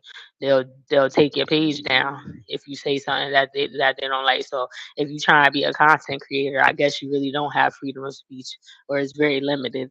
Um, but outside of that, just having a conversation, like, or if you're posting stuff on social media, you could say what you want. People can have an opinion of public information. Stop posting everything online if you don't want nobody to comment on it. And I think situations like this, where we talk about, that shouldn't even be like, that should be like, if something happened, come on the news, it should come on the news, and then everything else, the court proceedings and all that, should be handled privately. Why do we, if you want to go to the trial, they give you the information on where to go, so if you want to be a part of it. It shouldn't be televised. These is people's personal lives. If I was in a situation like that, where it's my child that happened to, back to that father, and I don't want this to be all over the news, that um this is my kid now, my kid's father, my husband, whoever, is about to go to jail because he shot this boy that did it to our. I don't want the whole world to know that, because what y'all gonna do? Y'all not gonna. Everything that's gonna happen is already gonna happen. Y'all can't stop. He already getting charged, and the other dude got charged. So ain't nothing that nobody else could say other than talk shit and give your opinion and just make the situation worse for me. It's not going to change the outcome of what's already going to happen, because they already got to a point. Now, if you try and spread awareness because they're not acknowledging that something happened, like in the Nolan Wells case, they talk about because they want justice. That's different. They didn't arrest anyone for that. So okay, that's different. You reaching out and getting on social media and doing that because you want justice. You don't feel like enough has been done or is being done to for your child's unaliver to be caught. That's different. But if the story already ended, the people already got charged. This doesn't need to be. They could talk about it. And it should only be local. If this happened in Ohio on the Ohio news and all that, eh, that day it happened, they already going to court. Why do we need to get clips every day about what happened? Like, that's not. It's already being handled.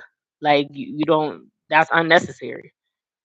And that's the problem too, because everybody giving their opinion, that is too much background noise. The people, or somebody beating you up and you getting on live on social media, you on live while it's happening. Call 911. Like, you could send them the video, record it, for that's proof. But why are you showing us? We can't help you. Because you care.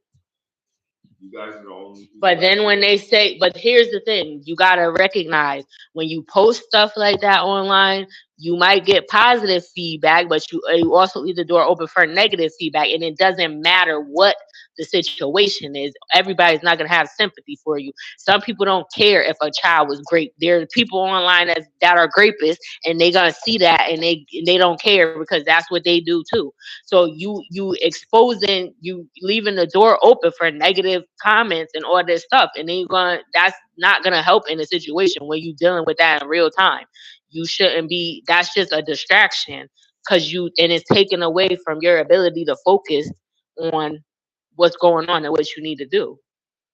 You already gonna be stressed out enough dealing with that scenario. So why would you want all these people that don't know you, that's gonna send hateful comments, that's gonna be predators, might comment on it, something. They're not even gonna check it. People on the computer writing comments and go track them down, try to find all the people.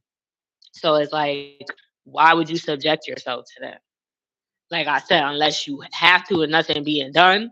But if it's already being in the process of being handled, then leave it alone. Don't come up there and say a statement. You don't owe us nothing. We don't know you. That's not our business. I think social media is I think people need to take a break from social media, because it's making it's changed the way that people view the world. Like, the perspective of everybody's competing with these people that they don't even know. You competing with celebrity, or you think you is, but you're not even in the same category. You want to have a Birkin and you want to have all this. These people are rich. You a regular person. You make less than 40,000. You can't afford this lifestyle, and that's okay. But you could work towards trying to get to that level. But right now you're not there, so you need to recognize that. It's making people delusional. Women, regular average women, going and getting their body done, spending thousands of dollars, and you a fucking teacher. Why are you getting your body done? You're not a stripper. There was nothing wrong with you. Like, you didn't need to do that. Go to the gym and exercise if you feel like you're unhealthy or something, or if you want your body to be proportioned a certain way. If it's not a medical need for you to get plastic surgery, then you shouldn't be doing that. You're risking your life. People have unalived having these type of procedures, but you're doing that to impress the next, so you could be the next Kim Kardashian. Like, it's not even worth it. Look at what happened to DC Young Fly, mother of his child. She got a mommy makeover, and now she's gone. Look at Kanye West's mother. Kanye West's mother was an elderly woman. She had plastic surgery. She was too old to be having surgery. It's dangerous for a younger person, but she was well over the age of where they shouldn't have even agreed to do that. But that didn't even happen. I think they left some instrument inside of her, and she got an infection or something, and that's how she met her demise. But it's like, if you know that the statistic or the mortality rate behind these things, why would you risk it to do? And then you're turning down people that, like, or you have these unrealistic expectations when it comes to relationships, because you see these relationships on the internet, on YouTube, on social media, depicting a certain way or a certain lifestyle, or they look like, oh, it's the it couple, so you want to be that. Like, oh, you want to be Remy Ma Papoose. Look what happened. Just be yourself. Stop comparing yourself to everybody out there. And I think it took away human interaction, because we have all, so people don't even talk to the people around them no more. Everybody's just on their phone scrolling. Nobody talks and have conversations anymore. Like, it's completely, you sit around a dinner table, everybody's just on their phone because they don't got nothing to talk about. They just on. So, or if they do talk, they're like, look what happened. Or I don't gotta tell you because you've seen it yourself. Like, oh, I already seen that. That's all we do is scroll all day long when you're not working. Like, go out and touch the ground. Go put your feet in the sand. Go get in some water. Connect with the earth. Nobody wants to do that. That's, you're a weirdo. They have tree huggers. People really do that because they said bring you closer to the earth, into nature, and like open up your third eye and stuff like that. And people think if you see you doing something like that, if you go outside and see somebody hugging a tree, I'm probably like, oh, they need to be put away. Why are they hugging a tree? Why are they walking around? Why are they outside barefoot with their feet in the sand? They must be a psycho, like, or they something wrong with them. But I don't know. I think we need to, like, I challenge you people, and I think we're gonna end with this unless Dwayne Smiley has something else to say. But I challenge you to, like, take a week away from social media. Take a week off from social media. And I just mean like Instagram, Facebook, TikTok, Twitter, or X, whatever they call it. Just stop scrolling, doom scrolling. That's what they call it, because it's always something. I mean, you can control your algorithm, right? Don't click on stuff. Now they have a not interest button, so if you don't want to see that anymore and you just don't interact with it, it won't continue to appear. Like, don't comment, don't like it, or whatever. Right? But a lot of the stuff on the online is negative regardless, and it ends up on your timeline, even if you didn't initially, if you weren't seeking that out or looking at that content. Because that's the majority of what's there. So, so I challenge people to go a week without engaging in social media. Log out of your Facebook account, log out of your X account, log out of your TikTok and your Snapchat, and just talk. I even challenge you, don't You don't use your phone only to talk to someone if you need to tell them something, not to like talk on the phone all day. Be more present. Take this week to be more present in the moment. Only talk on the phone for emergencies or if you got to tell somebody something, and only go on social media. I didn't say don't answer your phone or ignore it, but keep the conversations brief and just to say what you gotta say and go on, and be more present in the moment. Have conversations with your loved one. Ask them how their day was. Do people even do this? Like when you come home, and I mean, if you don't, everybody's different. But like when you talk to your significant other or your whoever, your family, if you have siblings, if you live with your parents, and you're do you ask them how was their day when you come home from work, or ask or have a conversation about how their day went? And I'm not talking about complaining, because some people, a lot of people that do that, I'm guilty of it too. I be complaining because I hate my job. But um, just be more present in the moment. Put your phone down and have a conversation, and you might enjoy it. You might, if you notice that you're more present in that moment, you might forget all about your phone. You might not even. They did this on the episode of The Shy. That was a punishment. Actually, they took the kids' phone away, but they were kids anyway. Like I said, they're gonna be around adults anyway because they was young. They need supervision or whatever. So they got in trouble and they took their phones away, and they were forced to like just be kids, go outside and play. For your kids too. Don't just do it for yourself. If you have a family, if you're a parent, you got kids, you got a man, or if you live with your family, like you got siblings, or you live your parents, whoever you live with, don't just do it for yourself. Challenge your whole household to do, and if you're the parent, you get to decide that because you're the parent, right? So like challenge that and have conversations at dinner. How was your day?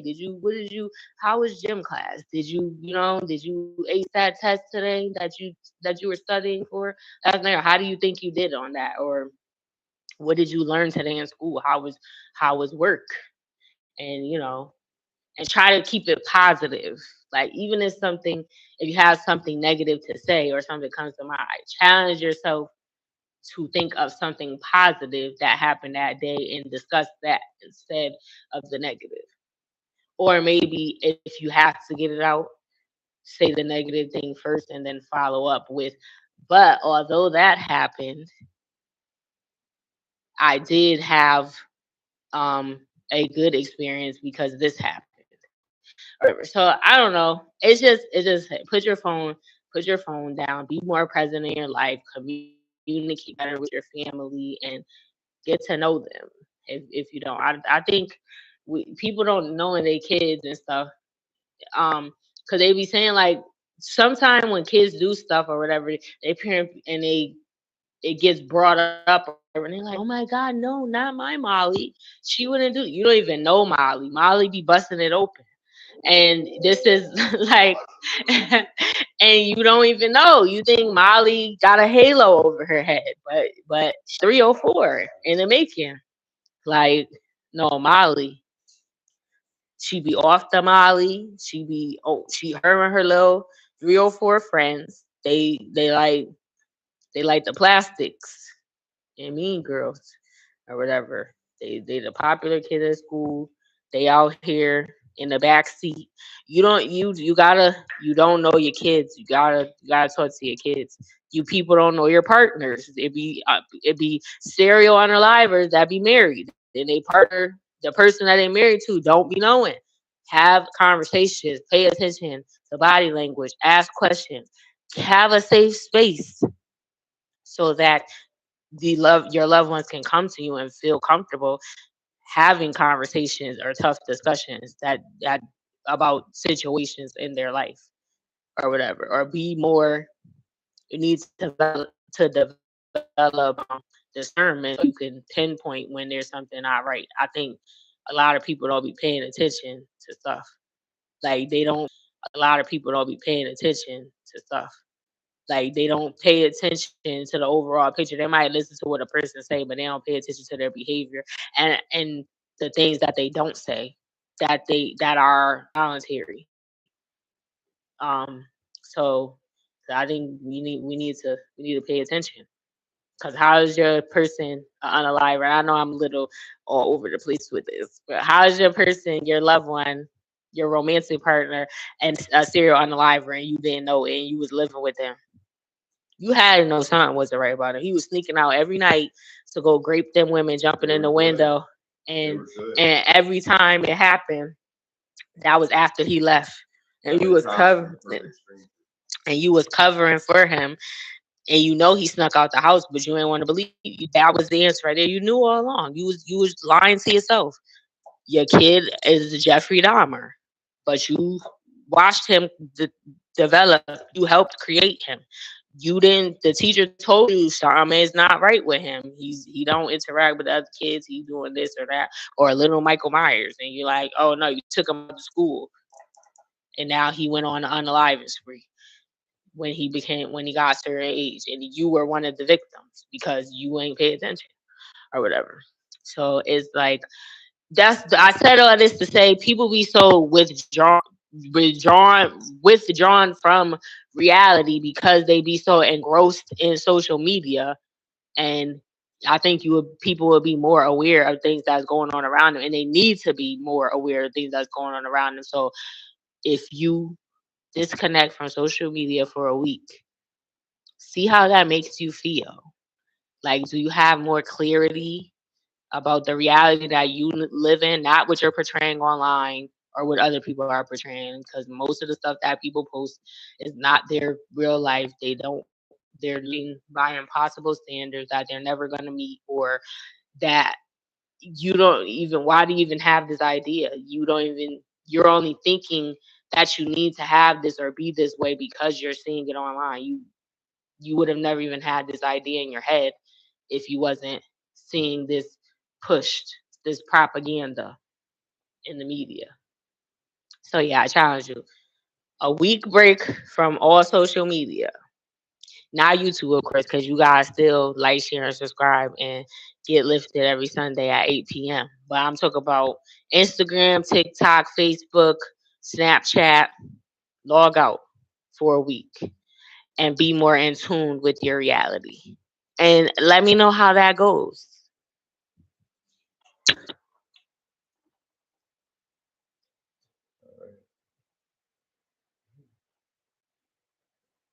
Do you have anything to add? I mean, social media is.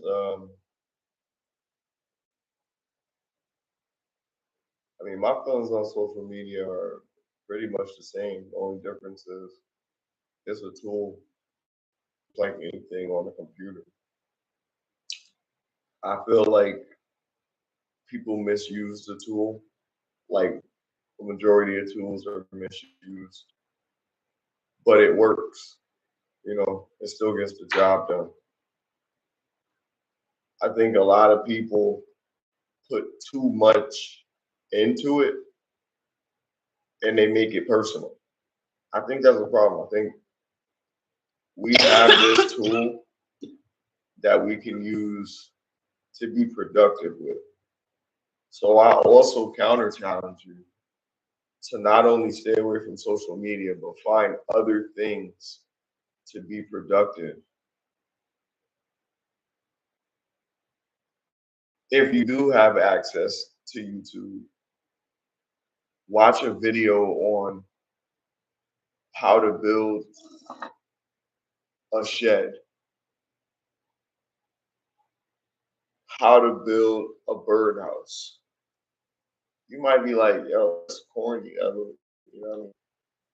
But you'll find value in how you learned how to do something. And that could be more valuable to you than scrolling through your timeline. But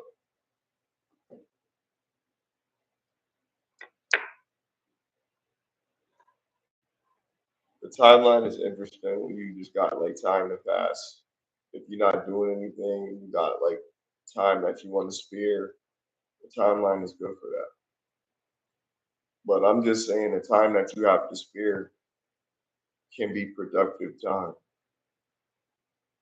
if you're not already using your time productively. So then, if you just want to do something, take that time to learn. Yeah, watch trivia on YouTube or watch Jeopardy. You will learn stuff from that, and that can help you. Now you you just know random things. I don't know, but some of it I mean, about it's fun to installation. You be learn like, things, that's learn trivial learning. Learning things. what you building It a shed is. for. Is you a construction Nah, worker? but it's a tool that you can Yeah. use. You learn how to build something with wood. You know how to build a foundation, a structure, Yeah. Knowledge sides, is power. beams, a roof. So you learn a scale model of building a house, but you learn that through building a birdhouse because it's a house, and Oh then my you can God. excel that into a shed. A shed could be like a week, but you get good at it, you'll be able to maximize the size of what you did on that little foundation and make that into a floor of a house. You know what I mean? Like everything is pro before you walk. You're not gonna learn how to make a house overnight, but you could watch better homes, installations, how to do backsplashes and different things like that. Islands, window siding, a lot of different things. If you take the time and you want to learn how to do it, and I'm telling you, it is definitely trial and error. You will spend some money making mistakes, but if you take the time to learn, and it will take a little bit of time, you could be good at it. Practice makes nobody's perfect, but practice makes you better, and then you can perfect on what you Practice learn. makes improvement. How about Yeah, definitely. that? Practice makes evolve. Makes you evolve. Oh my God.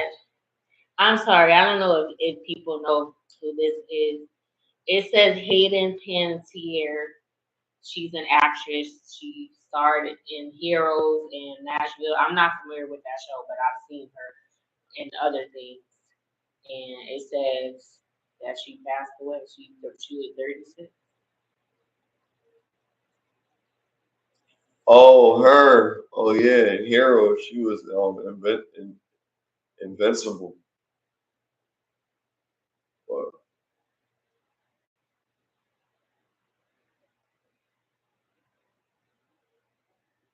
I don't know what happened. It says it is with profound sadness that we share the tragic passing of our beloved Hayden.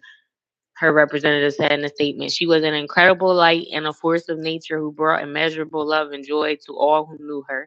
And to the millions who watched her on screen, the statement continued. No cause of death or details about the circumstances surrounding her death were immediately provided. The former child star and mom of one recently opened up about growing up in the spotlight, postpartum depression, and her struggles with substance abuse in her memoir, This Is Me, A Reckoning, published in May. So they don't know the cause of unaliving yet, but prayers go out to the family. And prayers go out to anybody that we discuss, if we discuss anybody tonight, or if something negative happens, prayers go out to them too. I hope justice is served. Um, yeah. But to what you said, I agree. I'm sorry that just popped up, so I wanted to mention that because I was a fan. I'll say I like some of the movies that she played in. so But Hero, no, I never seen Heroes, but that's not. She's been acting since she was a kid. She was an adult in Heroes, right? no, she was a teenager. She was supposed to be a teenager in high school. I don't know. I never watched Heroes, but she's played in other stuff. I know who she is. Um, but about what you said, I agree. You should pick up a hobby when you're refraining from using social media. You should find something else constructive to do with your time to replace that.